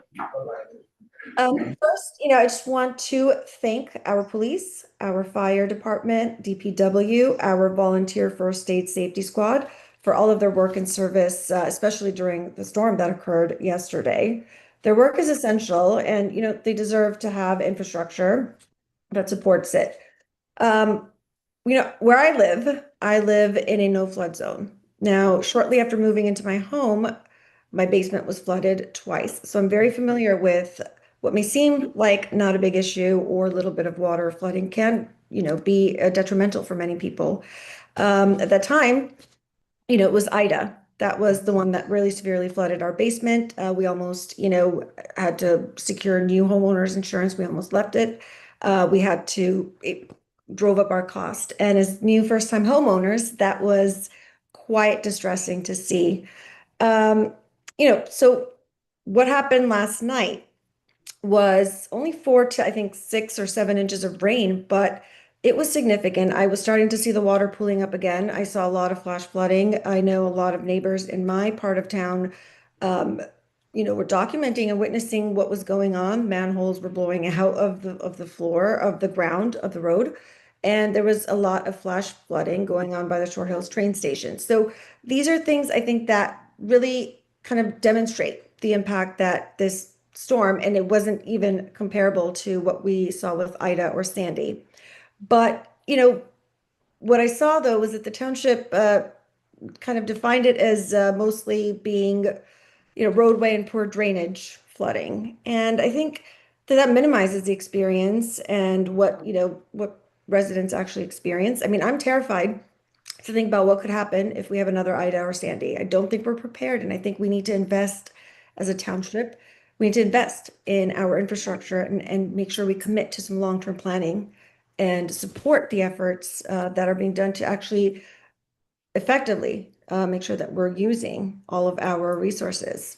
Now, as my concerns were growing, I took the opportunity to speak with members of our flood mitigation advisory committee, just to learn about the recommendations, the work, some of the needs and what we might need to do. Now, I learned that many of the committee members have submitted evidence-based solutions and some concrete proposals, but things seem stalled, nothing has really moved forward. And then I further learned that they are not funded and that there is really no other funding that's supporting the work for ongoing dedicated work towards the flood mitigation. And that's problematic because, we're seeing a lot more high density overdevelopment going on, and Thank that's you, your time's up. so I would urge that we have leadership I'm that's sorry, your time is up. Thank you. not performing. Thank you.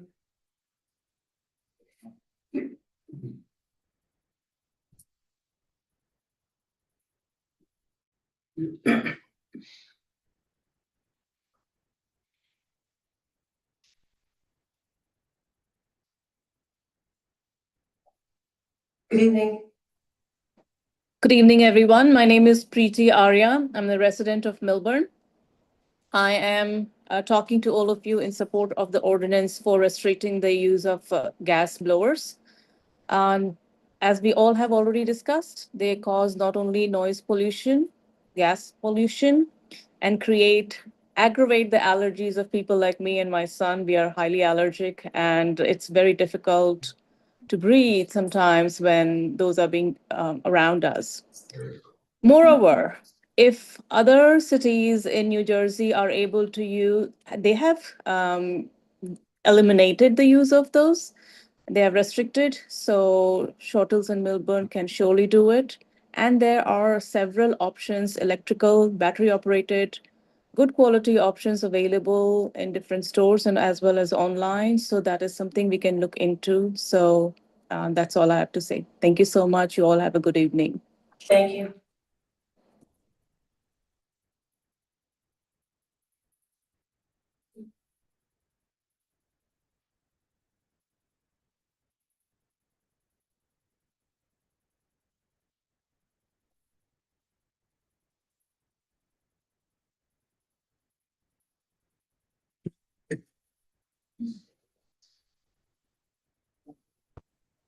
Good evening. Good evening. Thank you so much, members of the Township Committee. My name is Doug O'Malley, Service Director, Executive Director of Environment New Jersey. We represent 80,000 citizen members and activists across this great state, including many here in Milburn. First off, I just wanted to thank the Environmental Commission for their work on this and the true engagement of members of the Township Committee on this issue, including those of you that had a chance to attend the blow-off in Taylor Park just almost 2 months ago. That was really kind of an embodiment of obviously what the Township Committee has in front of us, this active debate. I wanted to echo the sentiments that we've heard in favor of the restriction for gas-powered leaf blowers, which I want to note is obviously a compromise. It is also very similar to the efforts that have successfully moved forward and been in place in communities like Morristown, South Orange, and Princeton. And this is part of obviously not just a broader trend in New Jersey, but across the country, where you have a wide variety of states and cities that number in the hundreds that are taking action on this issue.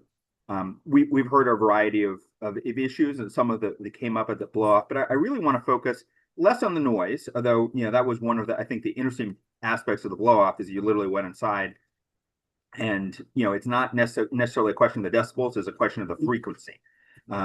And what you can hear through a wall obviously matters. But I want to talk about something that's, in my mind, even more important than that very clear quality of life issue, which is obviously the health impact of the emissions that are being that come out of a gas-powered leaf blower. And I think one of the advantages of the blow-off is that, standing there by a gas-powered leaf blower, you immediately realize which one was gas and which was one electric. And obviously for any resident that suffers from asthma, that's an immediate trigger. Even if you don't suffer from asthma, I found myself gagging. Now, the key thing, of course, is what is actually emitted by a gas-powered leaf blower, and it includes, really, a set of air pollutants you don't want to be breathing. That includes benzene, formaldehyde, carbon monoxide. Those are things that obviously directly impact worker health, but this pollution doesn't just disappear. It ends up sitting in our community. So we just heard from a resident in town who talked about her impact from air pollution, especially on hot summer days. And I want to kind of really drive home the point that the restriction in the summer is especially critical because you're looking at days that are going to be ozone alert days that are especially hot. That's essentially adding a local trigger, local ground level pollution that's not just out on the street. It's literally in our yards, and ultimately it seeps into our homes. So this is kind of another reminder of why, while this is a kind of a hard-fought compromise, it especially makes sense to have this restriction in the summer months.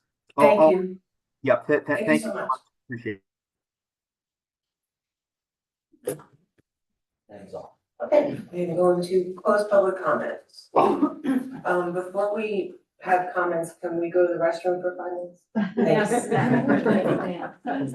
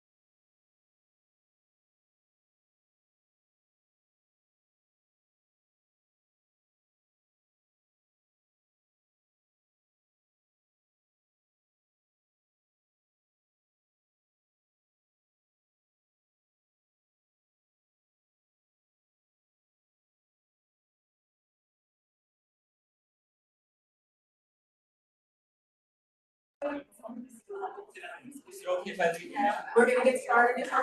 Thank you. Comment, excuse me, everybody.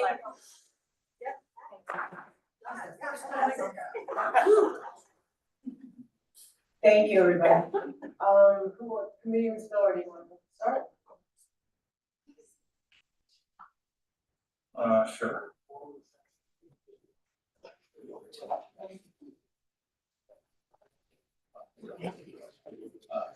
I think I know where I want to start.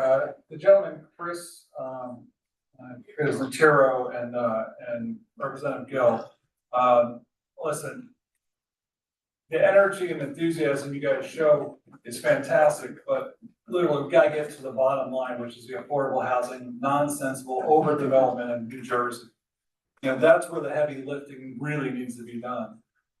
Because when you're making all of the pervious ground impervious and you have water runoff, and the reason we were spared yesterday is not because we were somewhat prepared, it's because the waters in West Orange and above us didn't rain as hard as it did in Milburn, but it ran all down to Plainfield, Scotch Plains, etc. So I'd love to bottle that energy, that enthusiasm for the environment and for everything we're doing, but really hit the ground where it matters. When you look at the state funds and the federal funds that are spent on floods mitigation and after the fact, we're so much better being prepared and fixing the causes versus the root causes versus the cleanup. So I just want to mention that. We're going to go into GLB, the gas leaf blower, later, so I'll wait until that's up to go there. Elaine Becker, just fantastic, selfless, tireless. I don't have enough good adjectives. She always said cultivate a level of professionalism and stability after Frank and I won and were put onto the township committee. And we've tried to maintain that, just the best words of wisdom and thank her so much. We thank her so much for her service and Andy, good to see you. I know you were here before. And then on the, Mr. Feld on the Bear properties, you know, I would love to go into discussion from, you know, the mediation, you know, just getting all the facts on public is, it's a yes or no. And what are the offers? You know, an offer of, we don't want to pay our taxes or something that is just not acceptable cannot be accepted by the township committee. I'm huge for no governmental overreach. A lot of the things we'll get into later on the GLB. But, you know, at the end of the day too, you know, let's give all the information to the public that, you know, we've tried to accommodate in every manner that we can, and we just not come to a resolution. And for Ms. Urso, I don't want you to fear coming here, and trust me, they'll have to go through me before you get harmed. I do not want you to fear coming to township committee meetings. That's it. Deputy Mayor? Sure, a couple of things. First of all, I want to thank Mr. Satiro and Commissioner Gill for coming tonight. I was the one that was made aware of the Climate Superfund Act that's currently sitting in Trenton. And so I brought it up as a new business here. We agreed to refer to the Environmental Commission, who then passed it unanimously, and now it's back, and I certainly hope that it will pass tonight. I also want to thank Mr. Kirshen and Ms. Pizar and Ms. Christian for their comments about the ice situation. I think as a township, we need to put together some kind of material that we can distribute to the public to assure everybody what their rights are. It's certainly not the case that it can't happen here. It can happen anywhere, and people need to understand what they're allowed to do. And lastly, Elaine Becker. Elaine Becker is one of my neighbors, and I've lived in this town almost 37 years. And Elaine Becker was probably one of the first people I met when my wife and I moved here. We're part of the Brookhaven neighborhood. If you might, amongst our many accomplishments, one of them that was mentioned early on was the Brookhaven Association, which you only know if you live in the 3 blocks that are kind of cut off by the train tracks. We had an association. Elaine was, you know, incredibly welcoming. She told us the shortcut to get to Kings, without driving, which I wouldn't say it was a way to walk to Kings with, but since I don't drive, I think people know that was really useful to me. I wouldn't say I did it a lot, but certainly, when my wife came home with our first child and we needed, stuff for the baby, that's one of the times that I walked over to Kings, and, I wouldn't have known how to do that without Elaine. She was, she's always was tireless and always very gracious. And since we both live in District 3, we sat many election night, having a nice conversation at the polls. And I want to thank her for all of her service. Thank you. Committeeman Second Mandy? Sure. So I first want to take a moment to recognize Elaine Becker, whose years of service to our community have truly set the standard for what it means to be a dedicated public servant. Her tireless volunteer work and quiet leadership have inspired so many of us, me included, to give back and to always put our residents first. Elaine embodies the spirit of this town, selfless, committed, and always working to make Millburn a better place for everyone. We're all grateful for her example and her unwavering dedication. Now, in response to those that came out tonight to voice their concerns about ICE, I can say this. I know that this is a stressful and confusing topic for many. First, as a township, we don't enforce federal immigration law. We are not in a position to investigate or speculate on anyone's immigration status. As for federal authorities, they cannot simply ransack someone's home only on a suspicion or the fact that they hired a worker they believe might not have legal status. Under the Fourth Amendment of the US Constitution, federal agents generally need a judicial warrant signed by a judge to enter and search a private home without consent. Probable cause alone does not give them the automatic entry into a private residence without a warrant or consent. It's also important to note that in the US, employers are expected to verify employees' work authorization through federal forms like the I-9. It is my understanding that an individual hiring a housekeeper, landscaper, or contractor who turns out to lack proper status does not make the homeowner automatically subject to criminal penalties in most ordinary situations. If you or anyone else is concerned about specific legal exposure, the best course of action is to speak with an attorney experienced in employment and immigration law. I want to assure everyone that no one should panic or feel unsafe asking questions, and that our township's role is to keep this community safe, treat everyone with dignity, and comply with the law at all levels. And that's all the comments I have for tonight on this matter. Thank you. I just want to add, in reference to the comments that were made about ICE, the comments from Mrs. Blumenthal. We are one community. Everyone is welcome here, and it is our responsibility, like Deputy Mayor said, or Committee Second Committee, to make sure that everyone feels safe. And we make that our priority. Dr. Frankel, I think we're gonna look into, I don't know if they've hired a new social worker yet. I think, I'll have to double check that tomorrow. But even though we haven't hired one, we still have someone here, I believe 2 days a week. I think she's here. And that's all I have. Mr. Tom.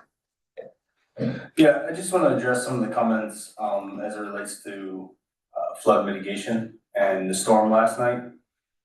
So the township did sort of quantify that storm as poor drainage and roadway flooding, because that's what it was. We did not have any flash flooding in rivers or small streams. And again, I think Mr. Stoller put it correctly, is that some of it was that we received 3.06 inches of rain as compared to 6+ that was received in Union County and many of our neighbors in Union County. Also that those upstream communities did not have as much rain either, which also helped in the way that things went here. I want to also just provide credit to the fire chief, Robert Chavarria, who is our OEM coordinator in the township, who I think made a very helpful and wise decision last night when he realized that the township was in good shape, and he offered assistance with the township's high water vehicle to those individuals that were stuck on Route 22 in Scotch Plains. Our fire department acted extremely well and pulled about 50 people from those flooded roadways and cars. So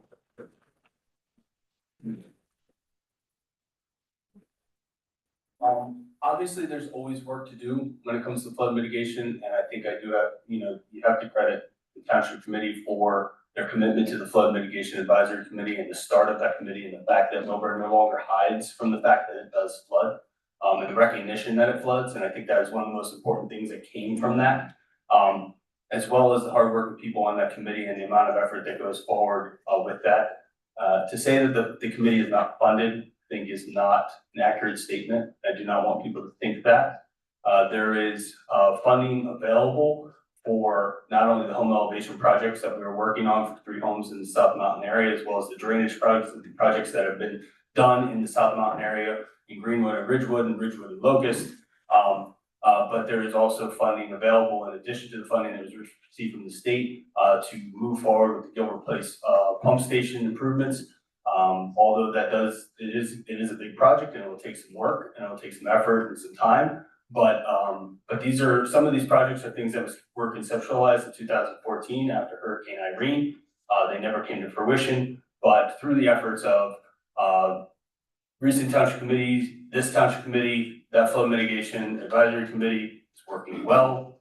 They're doing great work. They're educating. They're investigating various areas, including small streams and tributaries that exist in our township, Skip Brook, Taylor Brook, New Brook, all of those things, as well as the Van Winkle that is being currently looked at by Princeton Hydro. So I just, encourage everyone to visit the township's flood page, to visit the flood mitigation advisory committee page, to visit the OEM page, educate yourself about these matters. And one of the big things that is currently being worked on is the Orange Reservoir bypass, which is a multi-jurisdictional cooperation to put together a bypass of the Orange Reservoir that would allow it to be drained prior to a storm, that would create significant downstream capacity and potentially reduce flooding, particularly in the downtown area, significantly. This is a long process. These things take time. This is currently at the DEP being reviewed, and I'm sure they'll have plenty of comments as it relates to that project. But a lot of things are being worked on, and I just wanted to be clear that is happening. Thank you. Mr. King. Thank you, Mayor. I think that both Deputy Mayor and Community Secretary did a good job of addressing the ice questions. I was going to address those. I have no further response unless the committee has any questions for me. Do you want to address Mr. Feld's comments about the settlement and the lack of mediation? You're making a comment about that tonight. Well, I mean, so I'm happy to address. It is interesting that you have, one taxpayer doesn't want to pay their taxes, and they're the one resident who comes up and says that we should have settled or the case is a waste. I mean, there's what I said in court today, and I believe that this is a huge waste of the residents' taxpayer dollars, that the case is frivolous. And I believe when the case is frivolous, I believe that when the court makes this decision, I'm gonna advise this committee that we should exercise our rights under our Rule 148 letter and seek the return of all legal fees that have been spent on this matter. Okay, and actually, I think Mr. Feld is correct. It was Ms. Ursa who brought up the two offers for settlement and the lack of mediation. Can you address those three, just so everyone has transparency of what happened? Yeah, so it's my recollection, Bear Properties 1, the court ordered the parties to mediate. Mr. Feld came to my office. Also there was this administrator, Alex McDonald, one or two of my associates. Currently, Special Improvement District is made up of multiple districts. I believe the offer was to eliminate all the districts, to eliminate the SID and reconfigure it to only be the downtown. That offer was rejected. There was no further offer made. Again, the tax roll for the SID is multiple businesses. This is one owner who doesn't want to pay their taxes, and that it's incurring all these fees. Bear Properties 1 has already had trial, so that mediation is coming past. This is now a second litigation filed by the same individual. And again, increasing costs. There was a procedural defect that could have been cured by a simple consent order. Even Mr. Feld calls it a ministerial default. If anybody looks up what the word ministerial means, it means inconsequential, of no moment, having no burden. Most of these are typically resolved through cooperation among parties. Even the judge admonished Mr. Feld today. The judge asked Mr. Feld, well, you knew the township participated in Bear Properties 1. They heavily litigated it. Did you think they weren't going to participate in Bear Properties 2? And by holding the township to have to file a motion, just cost, all the residents money, as did Mr. Feld's clients. So again, we'll get rulings from the court hopefully in 2 weeks. And once we get those rulings, I will certainly advise the public as to those rulings. But we simply can't mediate a resident who doesn't want to pay their taxes. Otherwise, everybody could file a lawsuit and say they don't want to pay their taxes. And then we could calculate that the legal fees would be more than their taxes and we wouldn't collect any taxes. Thank you. Okay, the Township Committee will now consider consent agenda resolutions. Are there any comments from the committee in regard to any of the items listed on the consent agenda? I have one. I'd like to comment on 25-181, which confirms the appointment of Mr. Cosgrove to the Hartshorn Arboretum. In the interest of stopping the spread of misinformation, I would like to point out that Mrs. Ceruto, who was the former Township Committee representative, has now become a regular member of the Board of Trustees rather than the ex officio member that Township Committee members are. So she remains on the Arboretum Board. The bylaws of the Arboretum require 2 Township Committee representatives, and Mr. Cosgrove will be the second one. I will be remaining. Thank you. Ma'am, if you would like, I would just provide some clarification on some of the resolutions as well. Yep. Just first and foremost, I'd like to make the public aware that we again this year went out for a bid for our crossing guard services. Over the last 3 years, this contract has been working out very well. What we did in this year's contract is we reduced the number of hours that each crossing guard will be at their posts. It was 3.5 hours. And if some people may have seen, I think crossing guards were at those posts for a long period of time, beyond when school children were coming and going from the schools. We reduced that to 2.5 hours and we saved approximately $300,000 on this contract. In addition, I think the terms of the FMBA contract were asked about. We'd just like to provide some clarification on that contract for the public. The contract is a 4-year contract with our fire department. They will receive a 3% cost of living adjustment across the board. In the 3rd year, the rank of firefighter will receive an additional $1,250. The rank of captain will receive $750, and the rank of battalion chief will receive $500. In addition, there will be stipend increases that haven't been increased, quite honestly, for quite some time, about 10 years in most cases with the fire department. In addition, Township will receive 2.5 steps for new hires, which will lower the step increases year to year, as well as create a probationary step for those firefighters that are in the academy when they are hired. That is the terms of that. That's how we do it. Okay, and just for the record, I just want to say how much we appreciate our crosswalk guards. I mean, we know them all by name. They're always the most helpful. And listen, I don't want any kids crossing Wyoming, unattended.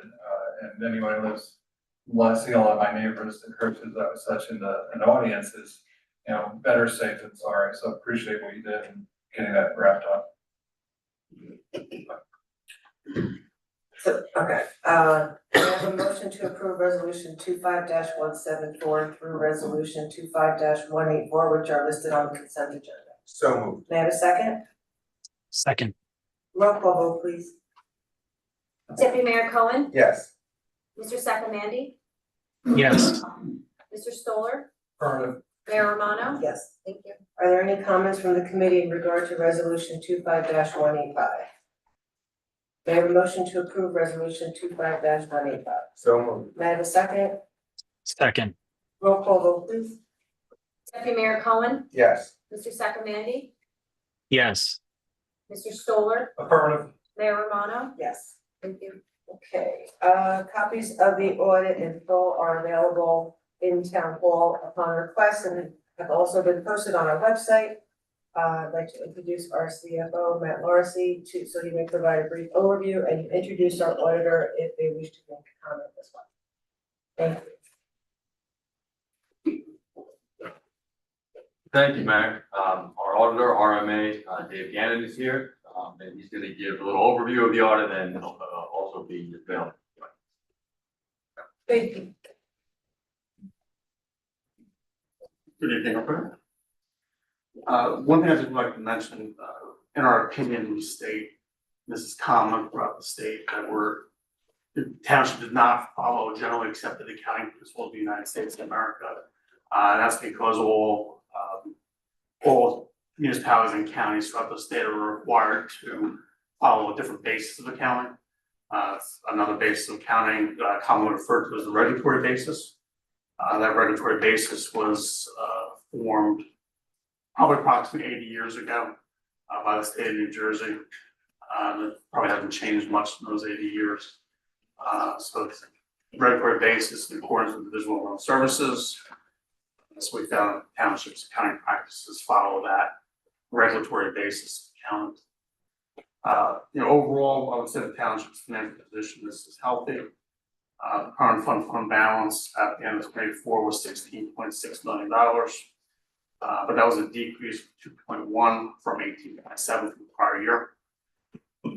Keep in mind, with every budget, you utilize some fund balance to balance that budget from year to year. So in 24, you did utilize $7.6 million of fund balance. Of that, the township was also able to build back part of that fund balance that it utilized as part of that process. From the 23 budget, $2.7 million lapsed in the fund balance, so $2.7 million of the funds from the 23 budget were not spent and returned back to surplus. Revenues from budgetary purposes exceeded the budget by $2 million. And then there was other miscellaneous revenue not anticipated of $850,000 that built back that surplus. But again, surplus did decrease $2.1 million from the prior year. And really the most significant reason for that decrease is that the taxes receivable increased from year to year about by $2.2 million. There was a few commercial properties in particular that didn't pay their taxes by the end of 24. So that in essence was the cause why fund balance decreased. On that regulatory basis of accounting, revenues need to be recognized in cash prior to the end of the year. So if those monies were collected after year end, it doesn't count as revenue. All receivables are offset with reserves. So with that, when that money is collected, that will return back to the fund balance. I would like to mention, in addition to the fund balance, the township does have a number of reserves, both in the current fund and trust fund, that act to mitigate against future risk. So there's a reserve for litigation of approximately $539,000. There's a reserve for tax appeals of $2.4 million. A reserve for self-insurance deductibles of $1.8 million. A reserve for accumulated absences, so when people retire and they have sick vacation payouts. There's almost $700,000 in reserve for that. And then the reserve for storm recovery of about $670,000. It's important to note those because not all towns necessarily have the financial strength to have those type of reserves to mitigate against future risks. The township also operates a utility, a market utility. Its fund balance at the end of 24 was $370,000. And that was a decrease of approximately it was an increase of approximately $300,000. Prior year was $73,000. There was a number of years during COVID and after COVID, the park utility didn't collect the revenue that had previously been. There was ARPA funds that were needed to support the budget. But there was also a significant pay down of debt that occurred a couple of years ago to eliminate all debt in the park utility. So during 24, you see the park utility fund balance kind of bounce back. It's also important to note your tax collection rate normally is 99.6 or a great percentage. As I mentioned, there was an increase in tax receivable. So the collection rate for 24 was 98.5. Those, those few commercial properties, impacted it by 1%. The other thing I would mention is the net debt of the township was $38.6 million at the end of 24. To put that into context, what's allowed under the law is $460 million. So not that I would ever, advise you to incur that much debt, but the amount that you're allowed to have versus actually what you have, your remaining borrowing power is roughly $377 million. So in generally speaking, the township's debt load is really not that significant. One other item to note, during our testing, we do test for laws, compliance with contracts, regulations, grant agreements. So we look at a variety of different things. So we did have one item that we were requiring the township to take corrective action on. So in New Jersey, every municipality is required to operate an encumbrance accounting system, and the township generally does operate an encumbrance accounting system. We did find some exceptions to that during our transactional testing over smaller dollar value items, not bigger dollar value items, but smaller dollar value items, mostly for repairs to vehicles or equipment. But there were some there. We just think that the township could strengthen those procedures, strengthening the education over individuals in the different departments, just to reinforce what the requirements are. Generally speaking, what I would tell you is that, during a lot of audits, this is a common type of finding, so it's not necessarily unusual in nature. With that, I'd be more than happy to answer any questions. Any questions? Could you just review the dollar amount that I did read your report, but it was rather small, but I would just like you to say that. As far as the exceptions go? Yeah. Yeah, I don't have the number exactly off the top of my head. I don't think I mentioned, it was 4 items, and I would say that the dollar value was from $300 to maybe $1,500, just from my recollection. So in a rather small, infant, not necessarily even material to the size of our, not to say that we should tighten our controls, but the dollar amount involved was rather minimal. Correct. And I would generally say that the larger contracts, we didn't see any issues with this one being encumbered. Yeah, Michael and I sit on the finance committee, and I tell you, I'm always impressed by our CFO, Matt Larissy, and the information he helps us digest. When we got elected, Frank and I, we spent Saturdays going to municipal financing conferences in MetLife Stadium, or thereby spend our Saturdays doing that, because it is difficult to understand municipal finance versus general accounting principles, which I deal with day to day in my business. So understanding that how it works through is very important, because there are significant differences that we have to understand. One of the things I really want to state to the public is we are in a great fiscal position. We have a ton of debt capacity if we need it. We have reserves, and we have a ton of assets that are off the books. We have the paper mill playhouse, 5 contiguous acres downtown Milburn. We have parking lots. We have a parking utility we could monetize if we wanted to. So there's significant, dare I say, wealth in the community that exists for providing services to the residents that they deserve and they expect to live in this Milburn Short Hills community. This includes safety, and it includes all the reasons we moved to this community. So I just want to say thank you to Matt. Oh, and also too, I remember this from the state, the level of materiality, based on her revenues and such, the encumbrance you were talking about, we have listed here, does that go anywhere near materiality? No. No? Thank you. Committee Secretary, do you have anything to add? No question. Thank you. Okay, thank you, Matt, and thank you very much. Thank you.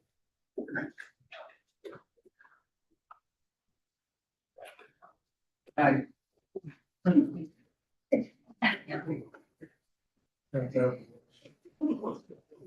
I have a motion to approve resolution 25-186? So moved. May I have a second? Second. Second. Roll call vote, please. Thank you. Roll call vote, please. Deputy Mayor Cohen, Yes. Mr. Sakamandy, Yes. Mr. Stoller, Affirmative. Mayor Romano. Yes. Thank you. Are there any comments or questions from the committee pertaining to the corrective action plan? May I have a motion to approve resolution 25-187? So moved. May I have a second? Second. Roll call vote, please. Deputy Mayor Cohen, Yes. Mr. Sakamandy, Yes. Mr. Stoller, Affirmative. Mayor Romano. Yes. Thank you. Committeeman Sakamandy, you are scheduled to sponsor ordinance 2711-25.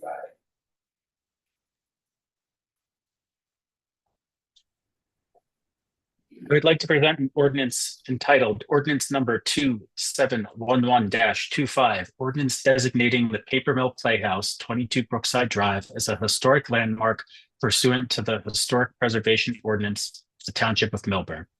I move that this ordinance be taken up and passed on first reading, and that the Township Clerk be authorized to have the ordinance published in accordance with law in the item and for hearing and final passage on Tuesday, August 12th, 2025.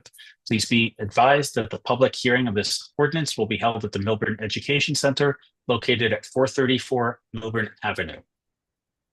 May I have a second? Second. Roll call vote, please. Deputy Mayor Cohen, Yes. Mr. Sakamandy, Yes. Mr. Stoller, Based on the written affirmative from Barton Ross that this would not affect existing projects underway, I will vote in affirmative. Mayor Romano. Yes. Thank you. Deputy Mayor Cohen, you are scheduled to sponsor 2712-25. I would like to present an ordinance entitled 2712-25, ordinance designating the Milburn Town Hall, 375 Milburn Avenue, as a historic landmark pursuant to the Historic Preservation Ordinance of the Township of Milburn. I move that this ordinance be taken up and passed on first reading, and that the Township Clerk be authorized to have the ordinance published in accordance with law in the item and for a hearing and for final passage on Tuesday, August 12th, 2025. Please be advised that the public hearing on this ordinance will be held at the Milburn Education Center located at 434 Milburn Avenue, Milburn. May I have a second? Second. Roll call vote, please. Deputy Mayor Cohen, Yes. Mr. Sakamandy, Yes. Mr. Stoller, Once again, based on the written approval that, written documentation that this will not affect any current township or Milburn Town Hall projects that's currently underway to renovate it, I vote in affirmative. Mayor Romano. Yes. Thank you. Okay. Where are we? This is not wrong.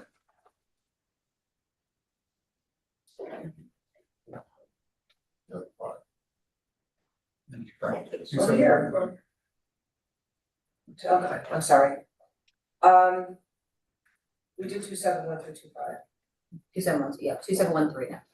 Mr. Sakamandy. Yes, right. Okay. Yours, I'm sorry. We did that already. That's right. 2713. I'm sorry. Committee Secretary, you're scheduled to sponsor 2713-25. I would like to present an ordinance entitled Ordinance Number 2713-25, ordinance designating Taylor Park, which is 100 Main Street, as a historic landmark pursuant to the Historic Preservation Ordinance of the Township of Milburn. I move that this ordinance be taken up and passed on first reading, and that the Township Clerk be authorized to have the ordinance published in accordance with law in the item and for hearing and final passage on Tuesday, August 12th, 2025. Please be advised that the public hearing of this ordinance will be located at the Milburn Education Center, located at 434 Milburn Avenue. May I have a second? Second. Roll call vote, please. Deputy Mayor Cohen, Yes. Mr. Sakamandy, Yes.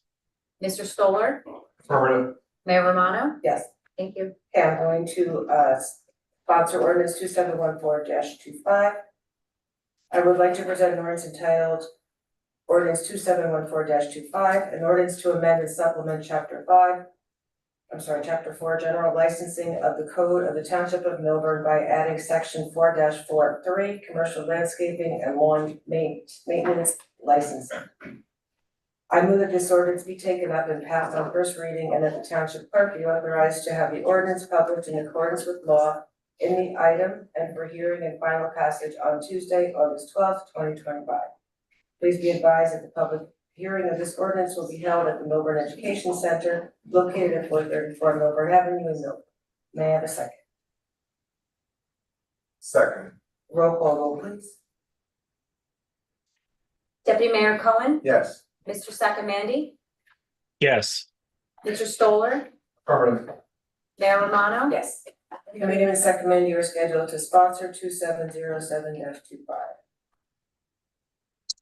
I present for consideration an ordinance entitled Ordinance Number 2707-25, an ordinance to amend and supplement the revised general ordinances of the Township of Milburn, Chapter XVIII, Environmental Regulations, to add Article 18.4, Seasonal Restriction of Gas-Powered Leaf Blowers. The purpose of this ordinance is to amend Chapter 18, Environmental Regulations, to implement within the Township of Milburn a seasonal restriction on the use of gas-powered leaf blowers and to prohibit the use of gas-powered leaf blowers during certain times. Tonight is the time set for public hearing and final passage as advertised in accordance with law. I declare the hearing open. Anyone like to comment? Good evening, my name is Renee Papinian. I'm a resident. I am also the chair of the Environmental Commission. Last week, we witnessed horrendous destruction and heartbreaking loss of life, including that of young, helpless children in the torrential Texas flooding caused by tremendous amounts of rain quickly falling. Closer to home, last night's storm caused floods that swamped the New York City subway system and took 2 lives in Plainview. Thankfully, yesterday's storms caused no loss of life in Milburn, but we certainly experienced torrential rain, surging waters, and flooding. But don't be fooled into thinking that the good fortune that we had last night provides the security needed to feel complacent. I am not attempting to change anyone's mind or argue the point, but I fully accept science's determination that the burning of fossil fuels, the emissions caused by that action, which, by the way, includes the use of the 2-stroke engines found in gas-powered leaf blowers, have and continue to exacerbate climate change, which heavily impacts on not only the storms we are experiencing, but also the increase in average temperatures we are currently in the midst of enduring. We privileged, educated residents of Milburn and Short Hills can and should do all we can, individually and collectively, to lower greenhouse gas emissions. What will it take to realize that every little bit less of fossil fuels burned, combined with a little bit less burned by more individuals, communities, states, and countries, will collectively make a difference to our future? The passing of Ordinance 2707-25, seasonal restriction of gas-powered leaf blowers, lies in each of your hands. You're our elected officials. This determination is up to you. Let's recognize the reality and not emulate the environmentally destructive national policy trend. You've heard all of the arguments, pro and con, over and over again. This has been going on for a while. No one here tonight is going to present anything new, nothing that you haven't heard before. The time is now to do our part in Milburn and vote for the compromise ordinance that the EC has crafted, that's Environmental Commission, to appease as many people as possible and still make a change that matters. The bottom line is every little bit helps. Thank you very much. Thank you.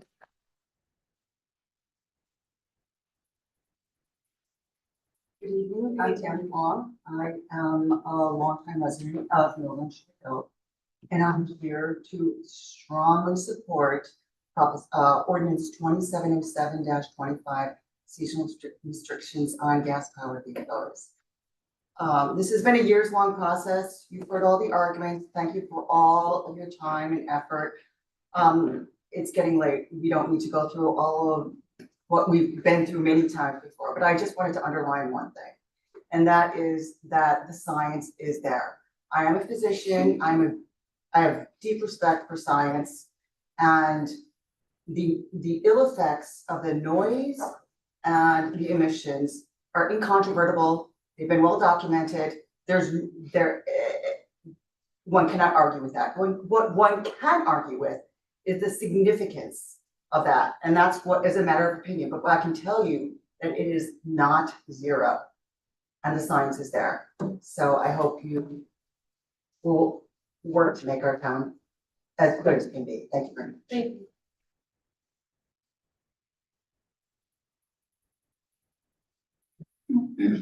Hi, Bill Brazell, a resident of South Mountain. And I appreciate what Dr. Fong was just talking about. I want to say that I also appreciate Mr. Todd's words about the hard work that is done by landscape laborers. I know how hard that work is. I worked as a landscape laborer myself for more than half a year. I dug holes, I planted trees in 100-degree heat in the pouring rain. I'm in decent shape today, but I doubt I could do the work today at the level I did when I was 20. It's because I sympathize with laborers that I support the ordinance restricting gas-powered leaf blowers. Because this is a matter of public health, the health especially of the laborers who work with gas leaf blowers all day long. Some have accused the Environmental Commission of misinformation. That is not true. To the contrary, I asked Dr. Mark Fukuyama, who earned a PhD in toxicology from the University of California at Davis, to please review the arguments that one opponent has been sharing at some length with this committee and with the public. Dr. Fukuyama, having conducted a rigorous review, found that the opponent had consistently underestimated the air pollution and particulate matter, PM 2.5, which is the one that causes asthma and harms particularly the elderly, had underestimated the pollution emitted by gas leaf blowers, had drastically underestimated the increase in cancer risks caused by gas leaf blowers, and because of those two errors, dramatically understated the danger that gas-powered leaf blowers pose to residents and landscape laborers. I am happy to share Dr. Fukuyama's findings in detail with anyone who would like to see them, but I won't dump them on anyone who doesn't want to see them. I urge the Township Committee to please pass the gas-powered leaf blower restriction 2707-25. Please do this not just for our residents, but also for the workers who are the ones most exposed to the ear-damaging noise and the cancer-causing poisons that leaf blowers produce. Thank you. Thank you.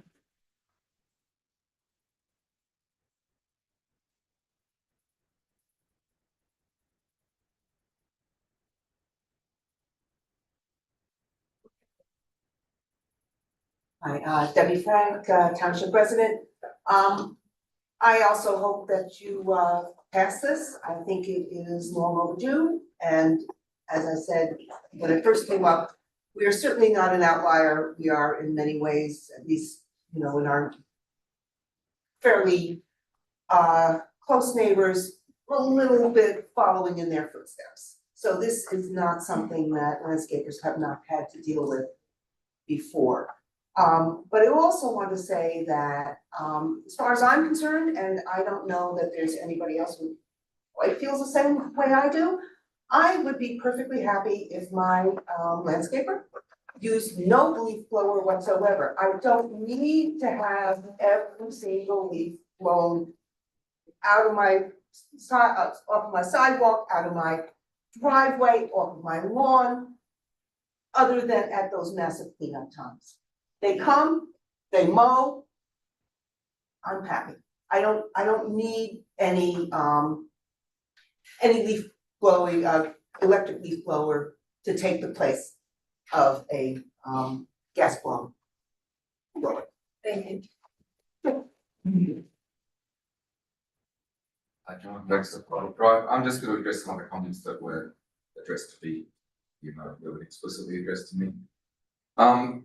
I don't know who this Dr. Fukuyama is. I didn't estimate anything. I based my analysis on the published literature. The published literature on volatile organic compounds from gas leaf blowers simply states that the increase in cancer rate is 6 incidents per million for landscape workers using gas leaf blowers continuously.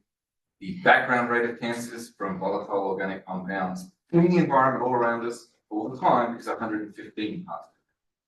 So that's basically a 6% increase for landscapers who use them continuously, and hence no impact on the rest of us and no measurable impact on landscapers. The only way that they can come up with this is they have a model for how volatile organic compounds actually affect things. So love to see Fukuyama's comments, but they're not supported by the literature at all.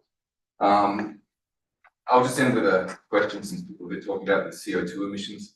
Even if we ban gas leaf blowers altogether, we'll still have 99.95% of the CO2 emissions in the United States. It will not change anything. Sometimes things just are negligible. And if you think that CO2 is affecting temperatures today, like the heat that we're experiencing at the moment, you can attribute individual weather events. I'm not denying that CO2 does increase the temperature. It's done so very, very little. And if you want to see how little, to New Jersey, I can ask you, when was the highest, or what was the highest recorded temperature in New Jersey? It was 110 degrees Fahrenheit, which is pretty hot. When? 1936. So it hasn't been recorded almost for 100 years higher than the record that still stands today from 1936, when CO2 was barely above pre-industrial levels. So attributing any individual events to climate change is bad science, and it's known to be bad science.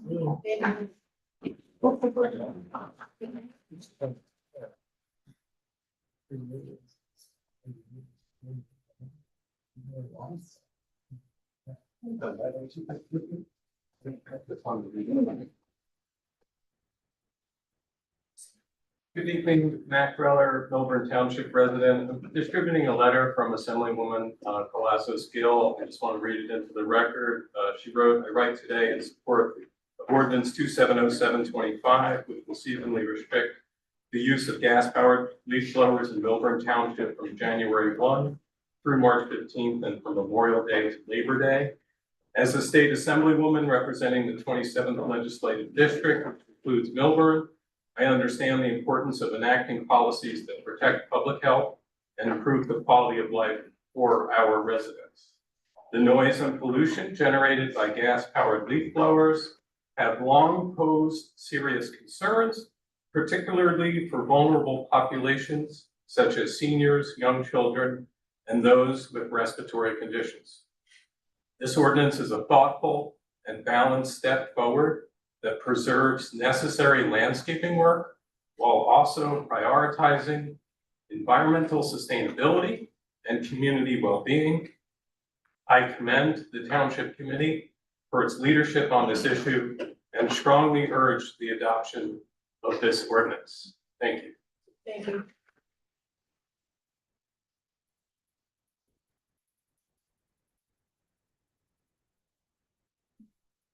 Good evening again, Michael Todd, owner of Todd Group and Peters Todd Incorporated.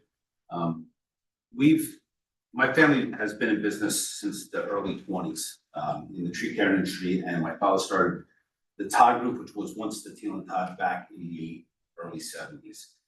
Roughly 20, probably close to 20 competitors in the town were once employees of ours. There is a lot of talk about health. We understand health. But I'm happy to say that my workers' comp mod is probably one of the lowest in the states, and we have people that have worked with us for decades that have used this equipment that have no signs of any cancer, have no signs of any type of illness brought on by two-stroke blowers. My involvement with this cause was because, and I can read again, was about not having all the voices at the table. There are probably roughly, I would say, close to 150 contractors that serve this town. A lot of them without a voice, and a lot of them without infrastructure like I have. If I had to adopt, I worked with Bill and said, you know what, I'm not in favor of this, but if I had to, based on my perspective, I could weather it because I have a large enough facility. I have the cash to invest, I have the facility to charge the batteries. It would be a nuisance like it was in Summit years ago. However, there's a lot of people that don't have that luxury. They don't have the ability to charge the batteries. They might have to bring them home. They might have to send them with their employees to get charged at home. And then, you have to rely on employees bringing the batteries back the next day. And like you see in other towns, the reality is there are gas generators that are gonna be running in order to charge these batteries because there's not facilities for these people to charge overnight. We are stewards to the environment. We care deeply about the environment. We follow all of the licensing and all of the guidelines by the DEP and OSHA. And just feel that, this is the first step for our industry. There's a lot of good technologies coming out there. There's a lot of blowers out there that meet CARB standards in California.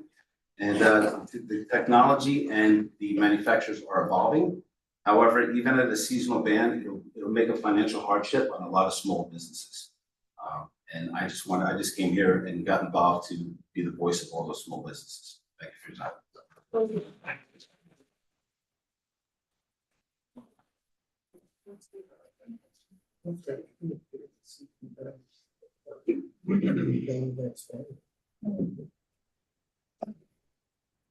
Steve Vest, Milburn Township.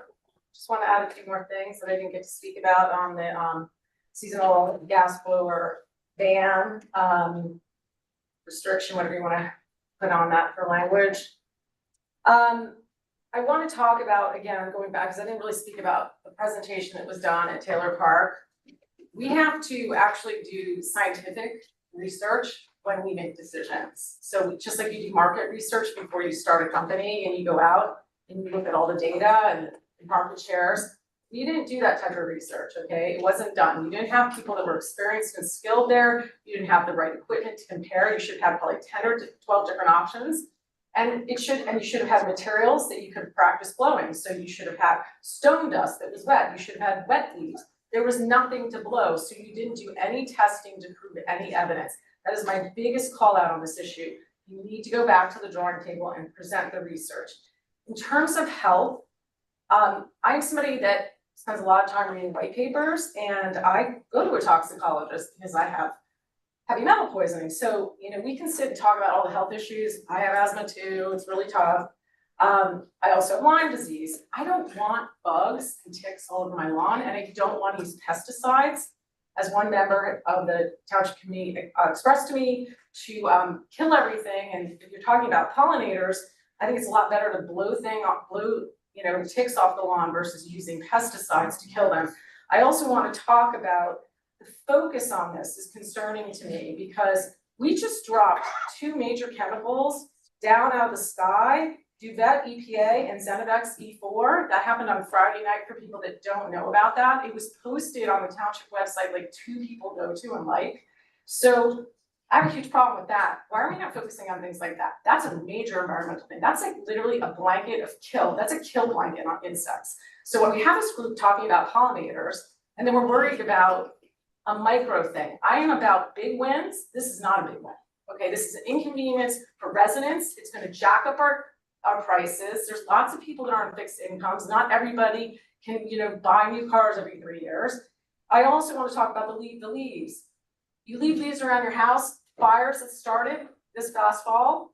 I was very concerned about that. I was like constantly worrying about, like, is somebody going to burn down at my house because there are leaves all over the place. There's also mycotoxin poisoning. When you leave the leaves, doctor, you actually can get mycotoxin poisoning because some people can't clear mycotoxins. There's a lot of other public health issues that you're not presenting, and I find that disturbing. Thank you so much. Thank you. Leaving the air is risky, Christine. Did you call me risky? No, please direct all comments to the chair. You should be talking to each other. There's a forum here. Good evening, everyone. My name is I'll listen to you. Vinita Gangwal. I'm a resident of the Fort Hills as well as a member of the Mountain Commission. So I'm really not going to dwell on the scientific evidence presented both ways. I truly am of the belief that there is overwhelming scientific evidence that proves that gas leak blowers are in a class of themselves in terms of the excessive air and noise pollution they cause for the benefit that we all get out of it. What I'm here to talk to you about is very simply You've heard people's opinions on both sides. I'm here to represent a group of over 115 Melbourne residents, Melbourne Climate Action, who have written several letters to you, have showed up at various township meetings on this matter, and who would have really wanted a year-round ban on gas blowers, period. But in the interest of compromise, a fair and reasonable balance between what people want in this township, they all agreed to this reasonable seasonal restriction on gas heat blowers. And we are really, a lot of those people are clued into their Zoom tonight just to see this pass tonight. We have waited too long. It's been going on for a number of years, and it truly is a fair compromise that we need to just get through tonight. Thank you. Thank you.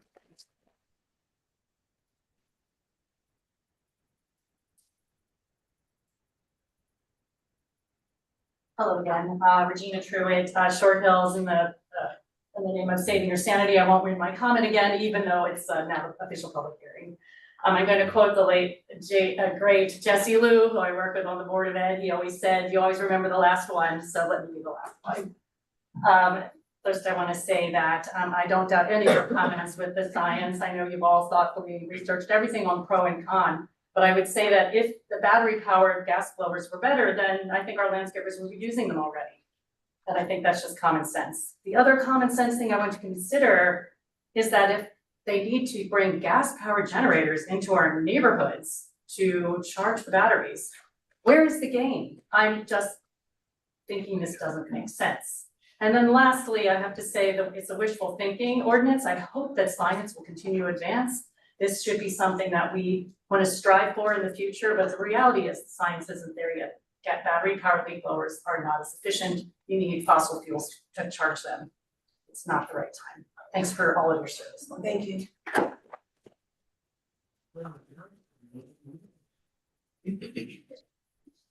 So I guess I'll be fast.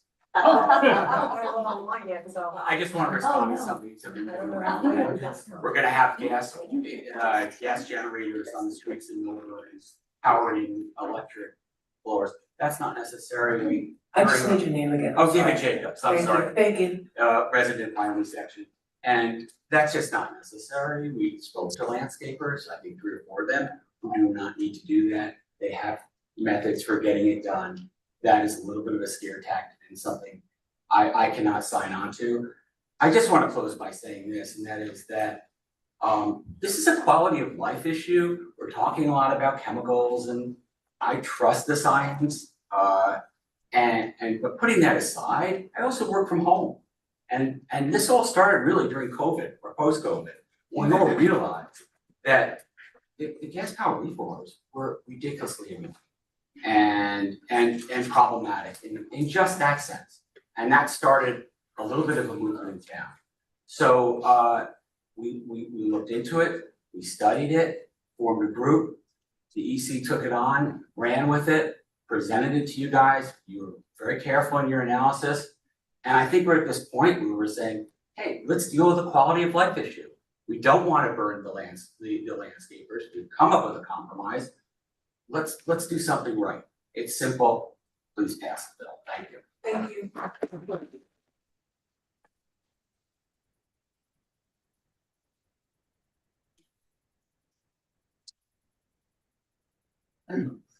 Hi, my name is Lois Krause. I'm from Westfield, New Jersey, but I am part of a group called Advocates Transforming Landscaping and have really have to commend this group for the Environmental Commission for all the work they've done with outreach to everybody. So I think in balance, this is a very thoughtful compromise. I do want to say that I wish there was more discussion around everybody giving a little. So what I always advocate for is don't blow. So I know one woman talked about she doesn't need blowers in the off season.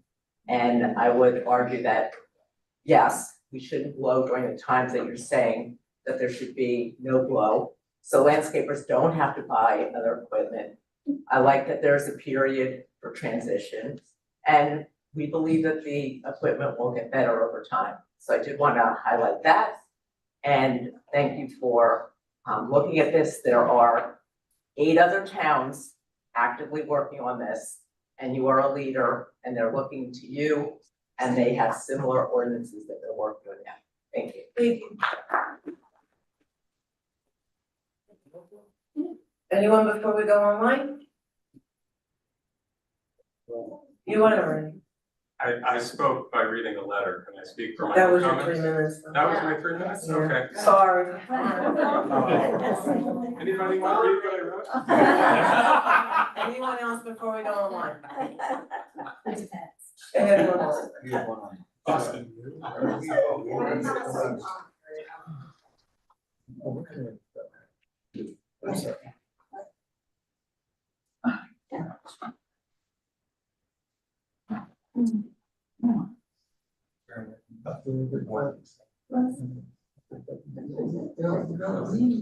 Good evening.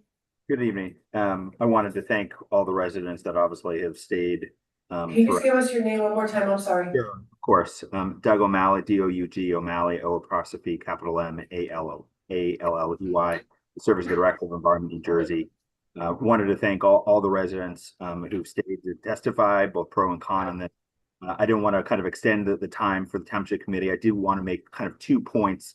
One, in terms of research, happy to refer members of the Township Committee to a report, Lawn Care Goes Electric. I wanted to kind of cite, this is not actually an insignificant issue, just in terms of the carbon impact as a whole.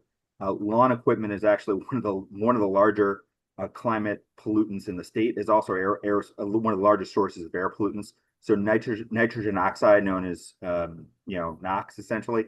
Lawn and garden equipment emits the equivalent of more than 2,000 tons. That's equivalent to nearly 1 million vehicles, the amount of nitrogen oxide they emit per year in the state. For CO2, lawn and garden equipment emits 834,000 tons. That's equivalent, smaller, equivalent of 183,000 cars.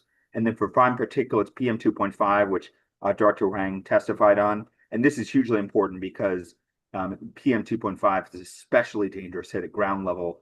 Lawn and garden equipment emits, quote unquote, only 689 tons. That's equivalent to 7 million vehicles. So this is not a small issue, even though it feels like it. And finally, I just want to conclude my testimony by referencing that as part of the Trinium 2 process through the Board of Public Utilities, PSE&G has incentives for the purchase of not only residential lawn equipment and leaf blowers, but commercial leaf blowers up to $450. So that is new and that is available right now. So thank you again to members of the Township Committee for all of your work on this.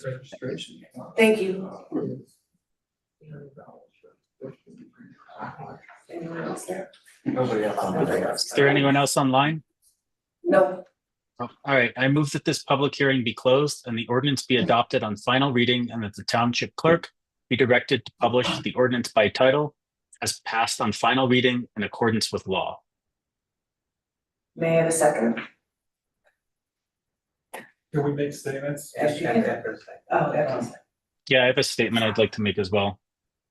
You want to do that? second. Can you say a second? Second. Now. Go ahead, Sarah. Go ahead, Frank. All right. When we introduced this ordinance at our last meeting, I spoke at length about the careful balance we struck when crafting this ordinance. Tonight, I'll be brief. This ordinance represents 18 months of listening through multiple public sessions where residents and landscapers shared their perspectives. In fact, the seasonal restriction approach came directly from a landscaper who told us at one of these sessions, quote, "If you want to ban them in the summer, that's fine, we'll adapt," end quote.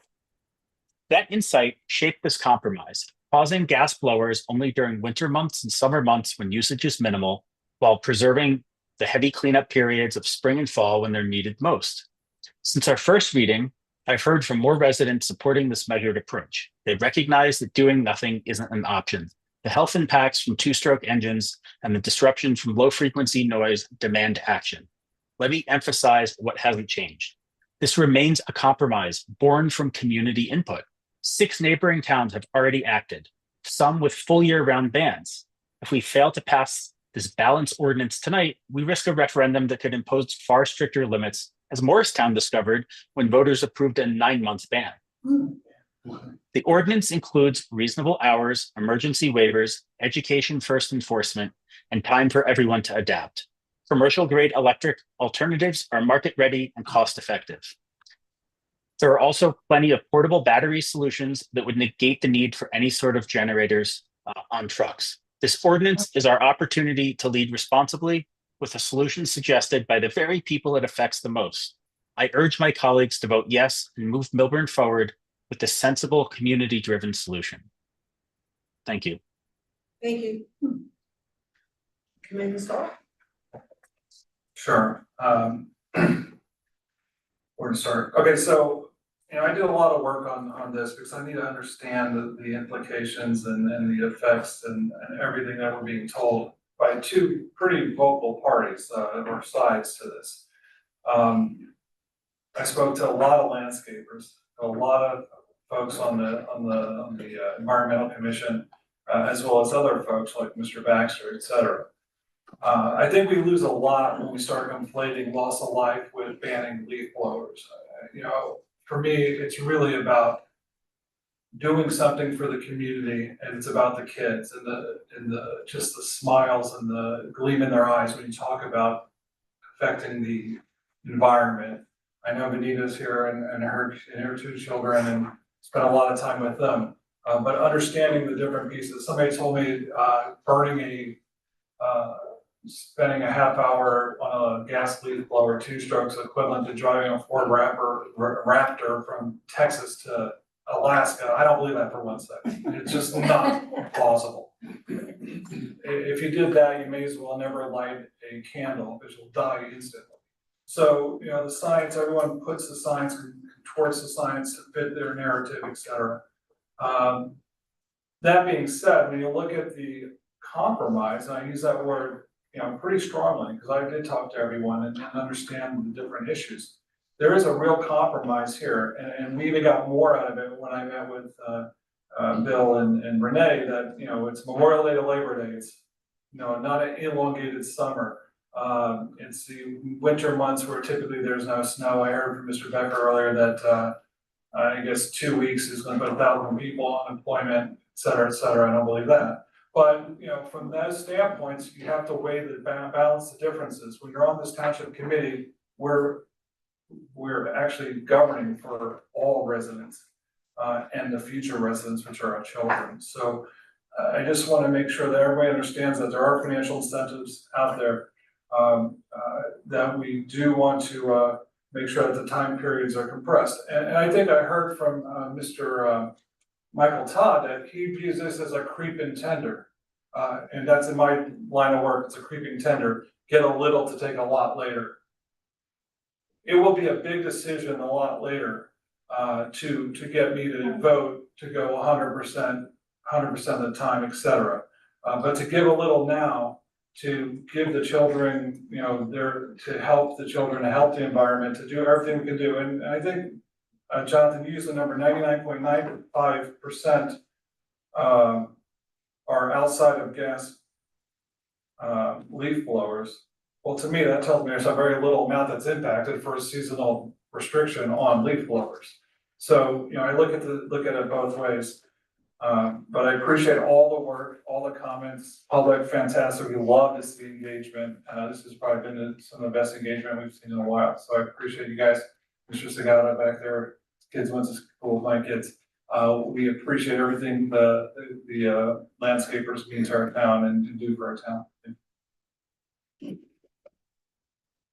So I have to say that when this first came up, I was kind of skeptical as to how this all worked. But I want to say that with all of the public comment, and as Ms. Perperian pointed out, we've heard it all on both sides. I've come to accept the fact that this is something that the people in the town want to have, and so I'll be voting yes. Thank you. Yes, we have heard about this for a very long time. I want to thank all the residents that reached out, both for and against it. And I appreciate all those conversations. And I think we all care about the environment. We want to do what we can to protect ourselves, our families, and our children. I did have some concerns also, and I want to thank Mr. Brazell, Mr. Greller for addressing a lot of those. And thank you to Bill for reaching out to the schools like I suggested, because that was a big part of it. You know, we're all gonna continue to do our part the best that we can, so I will also plan to support it. Okay. With that, a roll call vote. Deputy Mayor Cohen, Yes. Mr. Sacamandi, Yes. Mr. Stoller, Affirmative. Mayor Romano. Yes. Thank you.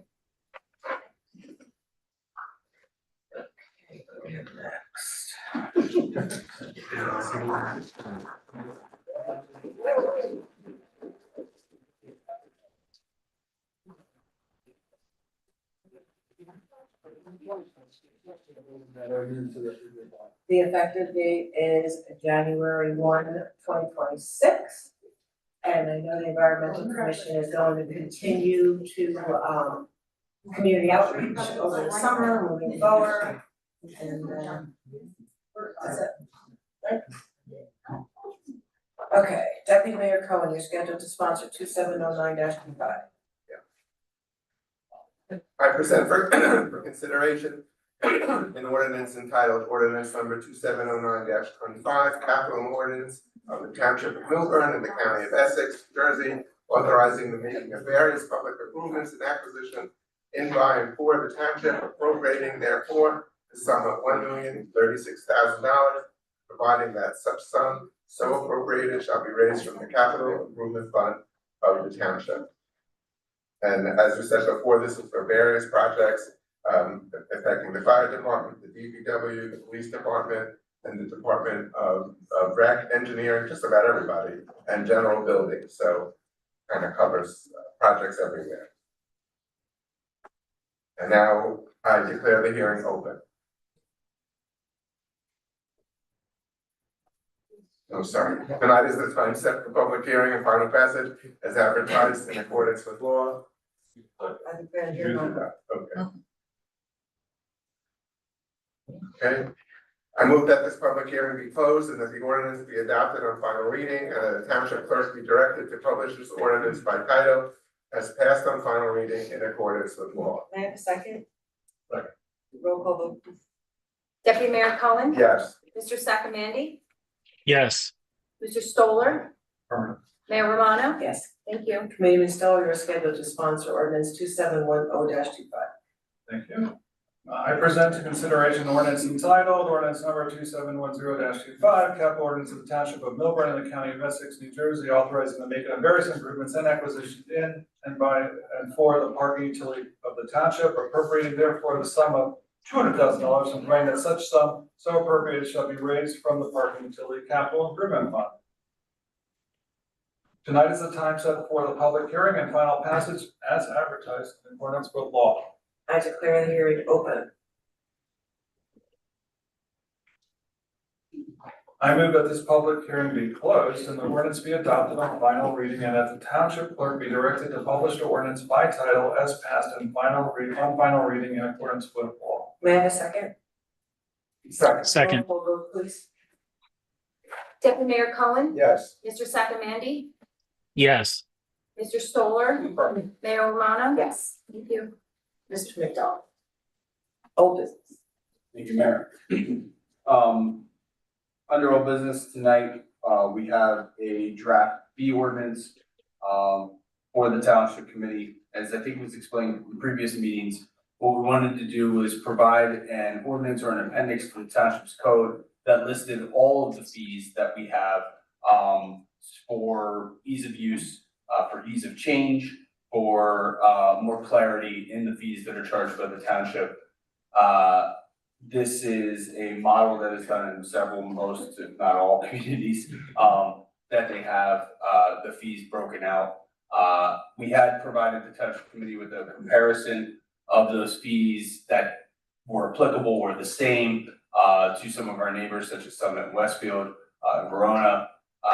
Just wanted to take this opportunity if the Township Committee had any questions One of the things I think that was brought up by Committeeman Sacamandi that is also being addressed here is certainly the escrow fees and the things that are needed to increase those fees as it relates to planning and zoning and various applications before the land use boards, also Historic Preservation Commission as well. And so what we want to sort of drive towards is certainly getting to a point where more and more of our fees are ranges so that they can be established by resolution as opposed to making legislative changes through ordinance to change fees. That at the beginning of the year, the Township Committee in its reorganization meeting could have a fee resolution that could establish the fees for that particular year. But at this point, happy to take any questions or feedback on the draft ordinance so that we can get something for the Township Committee. For introduction. Anybody have any comments? When you draft the draft ordinance, that will highlight any of the fees that are changing, because this stuff, the whole business document doesn't do that. Correct. The document that was in the that had the comparisons to indicate the ones that would be changing. It did indicate where we are low on fees. It indicated as well the proposed change for those fees.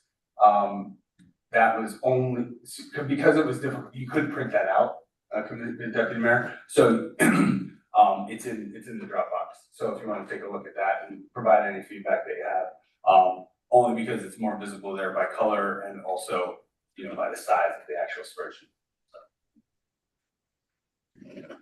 So I would say I think this is something we should advance. Let's, in my opinion, I think we should go ahead with getting the draft ordinance in front of us so that we can have first reading at the next meeting. And, if we have any issues with individual fees or questions, the sooner you can get that draft ordinance to us, the better, because then we can address those. But I see no reason not to move forward with this. Okay. All right. Thank you.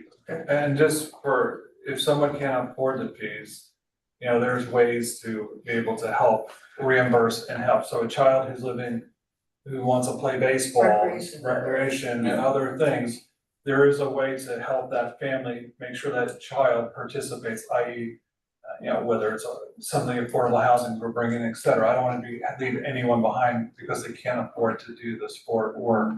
No, of course, and that's a discussion with either the social worker or the recreation department. They have a waiver or partial waiver system based on the need of the individual or the individual family.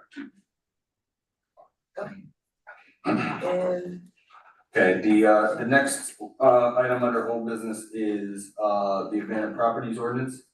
We had a discussion regarding the fees for the abandoned properties ordinance. The abandoned properties ordinance, to my knowledge, was first adopted back in 2016. Those fees for being registered on the abandoned properties list have not been adjusted since that time. Kind of goes to the previous ordinance, but the idea here is to increase those fees. When you are registered on the abandoned properties list, you pay an initial fee to be on that list and registration fee. Then you pay a first renewal, a second renewal, and then a third and every subsequent renewal. The current fee level for that is a $500 registration fee. The first renewal was $1,500, the second renewal was $3,000, and the third renewal was $5,000, and every subsequent renewal was $5,000 after that. I think one of the things that has become clear, and although we don't have many abandoned properties on this list, is that abandoned properties have been sitting on this list for quite some time. There are several that come to mind quickly that may have been on this list for 7 to 10 years plus. So I think what we have to do is strike a balance between increasing those fees, but also making sure that those fees are justifiable. And so what I've provided to the Township Committee, and certainly, this is just a draft and up for your discussion, but was to increase those fees threefold. So initial registration will be $1,500, first renewal will be $4,500, second renewal will be $9,000, and the final renewal, every subsequent renewal after that would be per year. The idea would be that this would incentivize people to move that property quicker, do something with that property, and enhance that property, get before a land use board, whatever it may be, to utilize that property. Two questions. First of all, can you just give the public a brief definition of what constitutes an abandoned property as opposed to a vacant storefront? Yeah, yes. An abandoned property is, there are several criteria within the ordinance that only one of those needs to be met to be considered abandoned. And while I'm trying to quote this off the top of my head, those are things like they have not paid their taxes. They are a blight on the community. They are have not been in use and do not have any active permits or active land use applications. Any one of those can get a property on the abandoned properties list. And the abandoned properties list is a registration, as was indicated, and then it gets advertised in the paper. It indicates that the property is abandoned under the township's ordinance. And then if it continues to be abandoned, it will, go through those subsequent renewals. Also, we found that there are some properties that proactively, and these generally are more residential properties, they'll proactively register themselves for the abandoned property if they feel like the house is gonna be vacant for more than, what would be a typical sale period. But those are some of the reasons. So if you had a vacant store, vacant storefront on the downtown business district that's been vacant for many, many years, would that qualify? So there's a bit of a distinction, and that oftentimes those properties,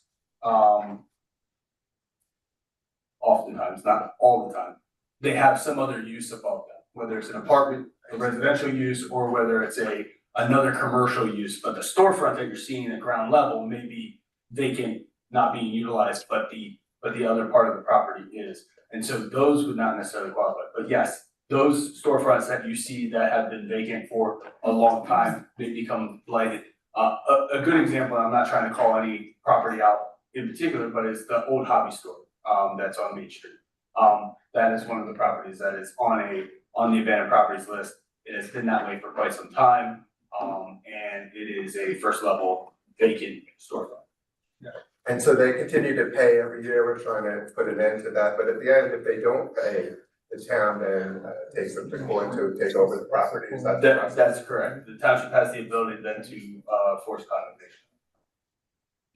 Yeah, I can't see a better path. You see what happened to Charlie Brown's, and I would have abandoned that a long time ago. And now it's such a thriving central part of downtown, and the apartments that were built above it are fantastic. And then simple fare, so that really incentivizes the owners to put money into the building and, become very profitable, I guess, in terms of how they operate inside of that business. Or so somebody else. Somebody who will, right? Yeah, I think a threefold increase in fees is not sufficient enough.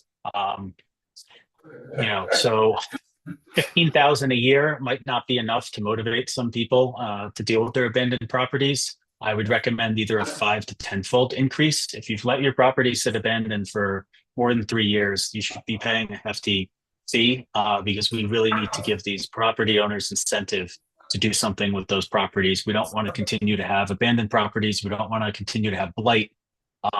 So I would advocate that we increase the fees even higher than what's been proposed. Are there any legal issues with that, such a 10-fold increase? I mean, you have to be able to substantiate that there's some cost involved with the municipality. Me and Alex had a discussion about it. If you guys came up with a recommendation, I certainly could look at it, whether it was between I have to look at some case law that this surrounding towns and how they figured out their fees to determine whether or not it would be. I would like to see a comparison to maybe Summit, Livingston, and maybe Chatham. Yeah, I think what I showed the committee was working out with that applicable for some. So I think Right. it's a good idea. Right, I think there's certainly there's a balancing point there between what you can, based on the number of properties, based on how you're administering those properties, the costs that are involved in administering this ordinance, like there has to be ability to, should it be, not that it would be, but should it be in any way, challenged, that you have to be able to justify. That's really my question. But I'd be happy to certainly, defend holdings, but I wouldn't want to be holding to court over this, it. which, yeah, again, that's the balance point that you're trying to reach here, but certainly we can do a quick comparison of similar ill communities that may have an abandoned property supported. Not all of them necessarily will, but we'll take a quick look. Yeah, I think we should take that look, and I agree with Frank. You know, right now our town is operating on all cylinders. Businesses are thriving. You know, now's the time to invest in business in town and be part of the community.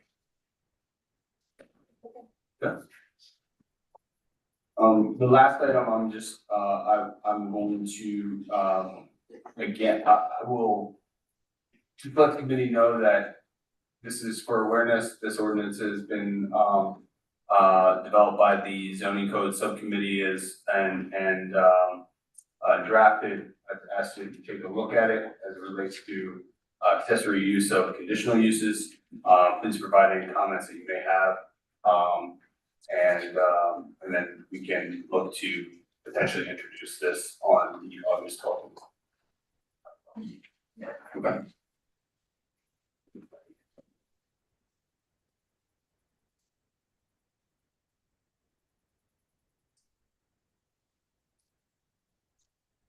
Public comment.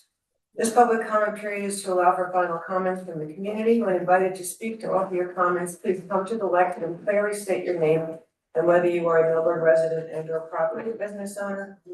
Please do not provide your full address, seeing our meetings are recorded and readily available to the public.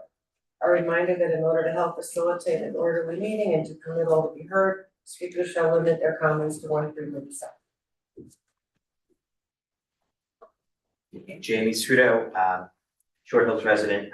Just wanted to comment on July 4th and just say on behalf of the 4th of July committee, thank you to the community for making it a very safe and enjoyable celebration and a reverent celebration that is. And thank you to our township partners and to the police and fire and the DPW and our volunteer first aid squad. Fortunately, it turned out to be a wonderful evening. And looking forward to, as we hear more and more is discussed about the 250th celebration of the township, of the township celebration, I should say, of independence, 250 years of independence of the country. That's it. Just want to say thank you, and also thank you to the community sponsors. And I encourage everybody to support those sponsors and also support all the local businesses this summer. I see you at National Night Out.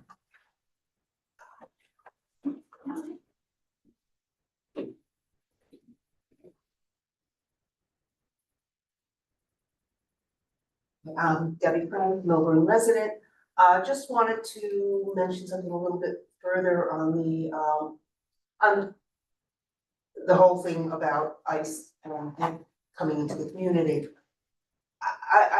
I have no idea whether or not that is a probable thing, but I think at this point with what's going on in the country, you cannot say that it is an impossible thing.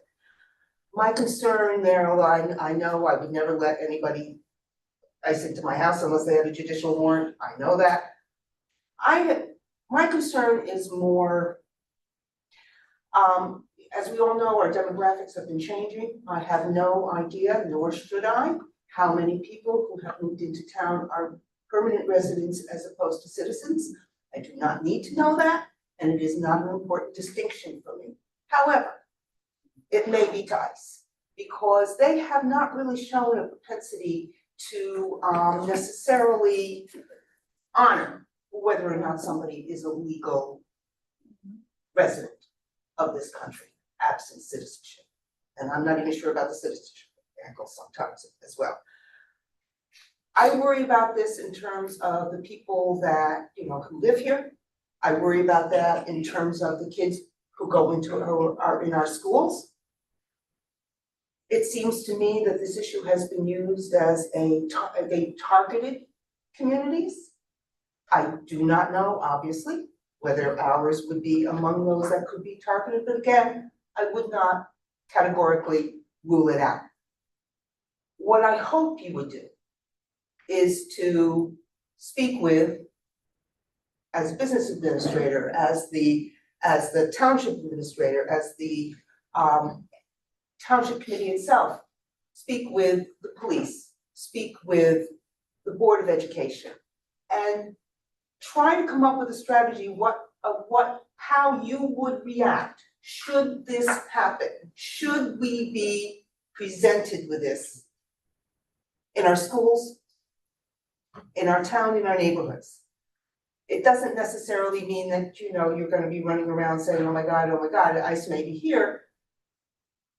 It's that you wanna be prepared. And you wanna have some sort of a plan that all the different authorities in the town can act together should this happen. Thank you.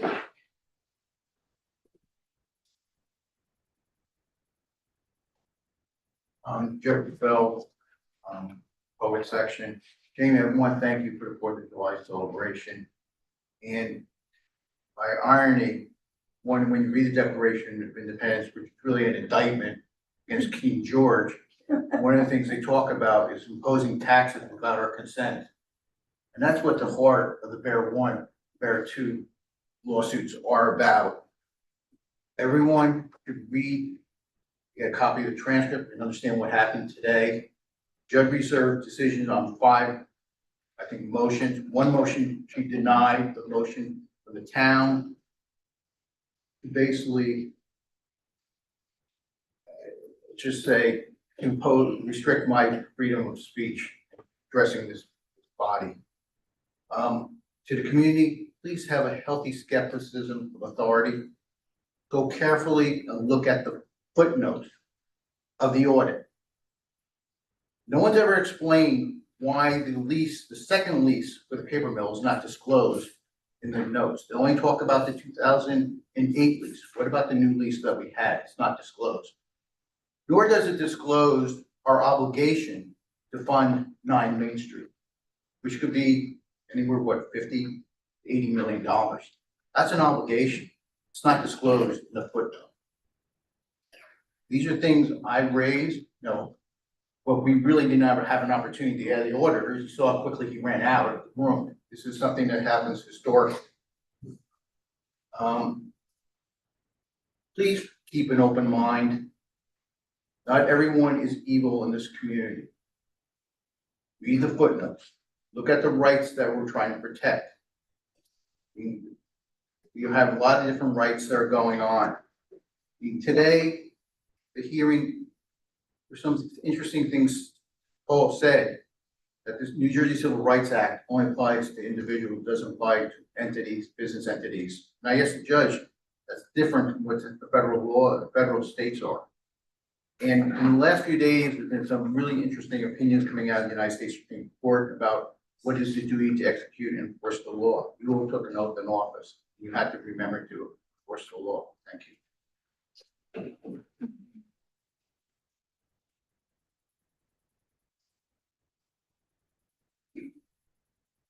Sorry, I had a little trampoline accident.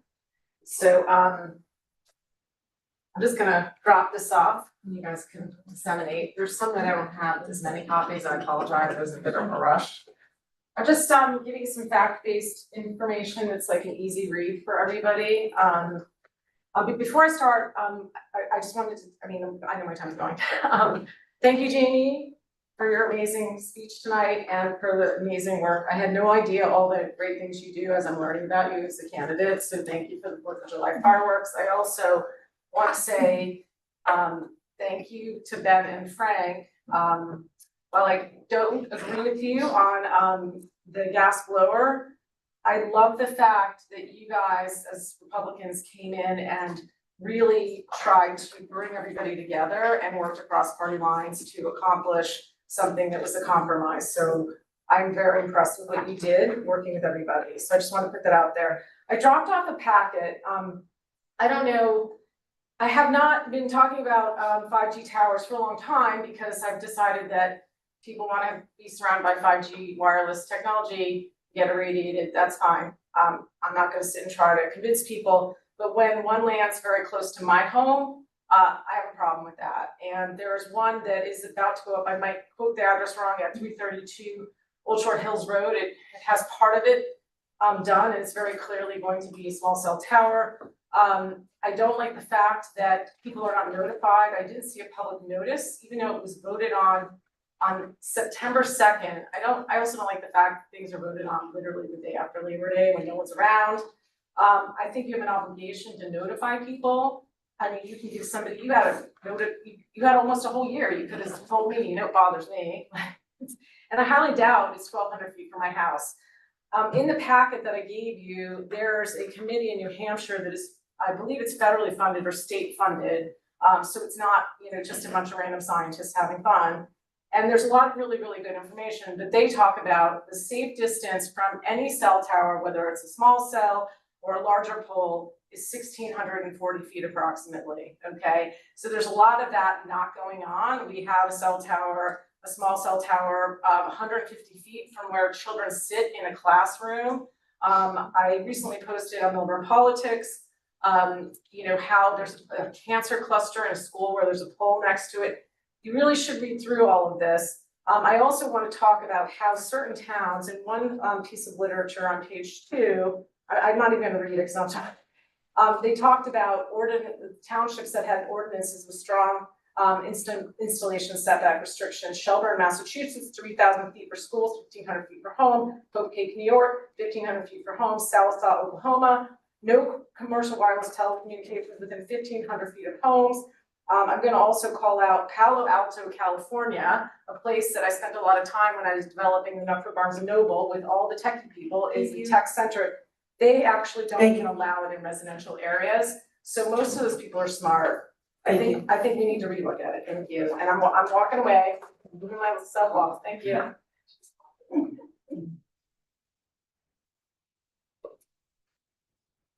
Jean Pasternak. I just want to address the comments that were made by Mr. Stoller and Mr. Cantor about the Bear properties.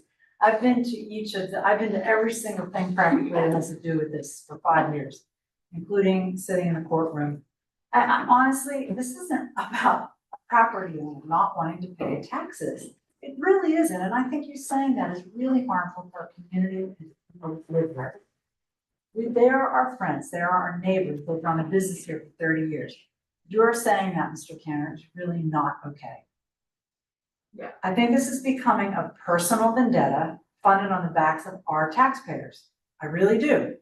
I think there's a solution that could have been had with mediation a long time ago. We all live here. You don't. We see each other. We go into people's businesses.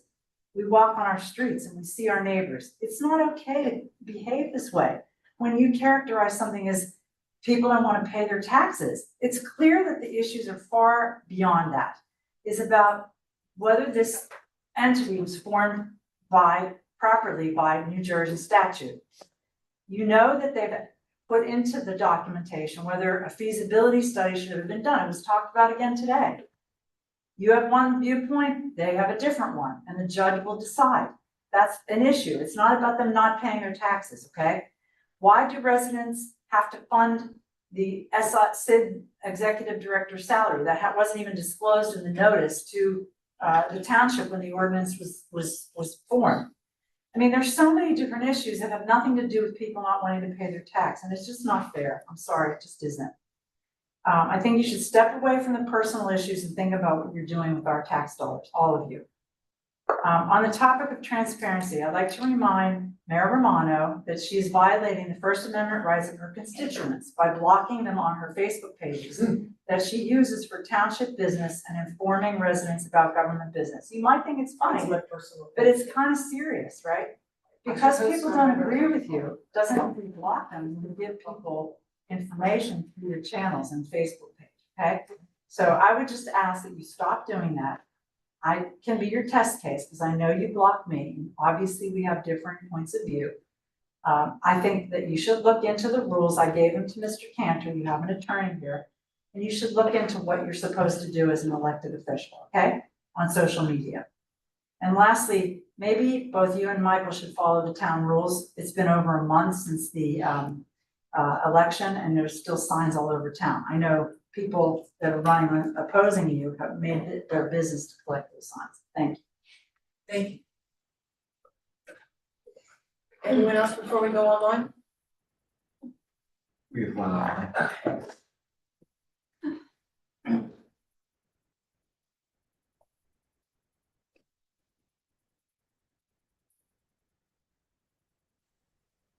Good evening, Perry Ursa, Short Hills. So what is it? Has the Jiff insurer denied to defend this litigation for the Bear property? If so, why? Why not disclose pertinent information?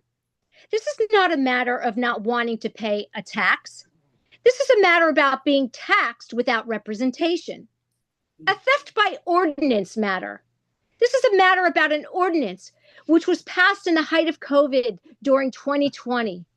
This is a matter that if a commercial property owners do not pay their assessment, the township can seize our properties by way of tax remedies. This is a matter where the city executive director publicly stated that there's not enough foot traffic in certain areas and he doesn't want to waste taxpayers' money. But the property owners have been silenced because our ability to make decisions have been taken away by way of ordinance, but yet would allow the 4 other districts to subsidize the downtown. This is a matter where it was withheld where it was failed to mention during arguments that the TC and the CID are undergoing a review. If there is nothing wrong with this entity in this ordinance, then why is there a need to review? This is a matter where it was failed to state the facts that the state directed the city executive director that the boundaries were too large for the Main Street application and must be modified to the downtown area only, and that was done. In my opinion, this is a matter that the fiduciaries refused to recognize other objectors to the CID ordinance. Thankfully, they are in the pleadings, and Attorney Cantor is aware. There is no need for them to join this lawsuit. This is a matter of taking away my fundamental rights away to choose my attorney by trying to have our attorney removed from representing us. In my opinion, this is fear-mongering. And lastly, our settlement offer was not that we do not want to pay our taxes. That is a false statement. And since Attorney Cantor's defamatory statements this evening that we, as one property owners, do not want to pay our taxes, can he inform the public that whether our property or CID assessment taxes are paid in full, or are we delinquent to support his claims? Thank you and have a nice evening. Thank you. I will now close public comment. Would anyone like to comment?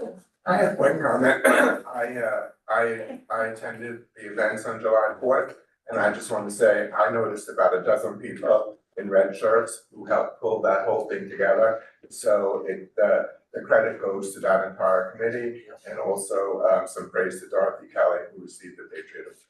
Yes.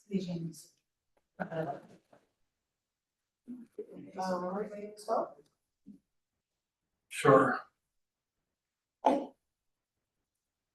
Okay,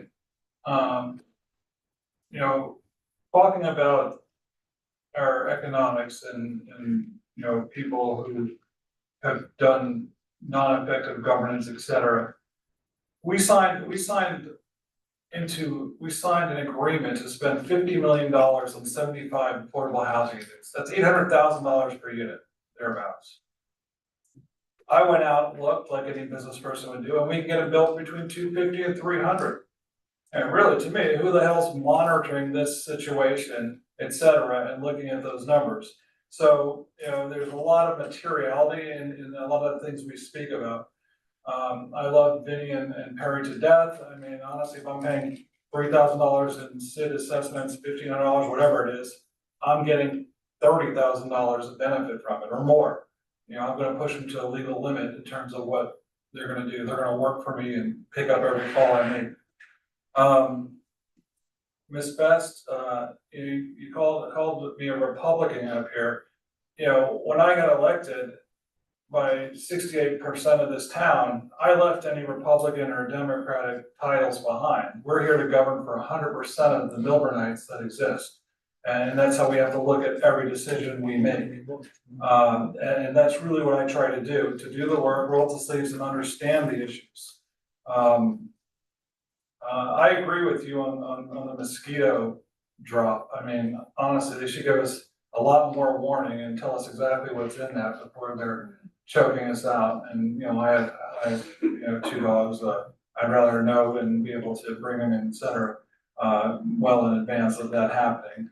So maybe it's something we can do, Mayor, with your relationship with Essex County to find out if we can't get additional notice of when that's gonna happen and understand exactly what they're dropping on our homes. What else? I don't know, the July 4th was amazing. I put a post up that showed the finale. It was fantastic.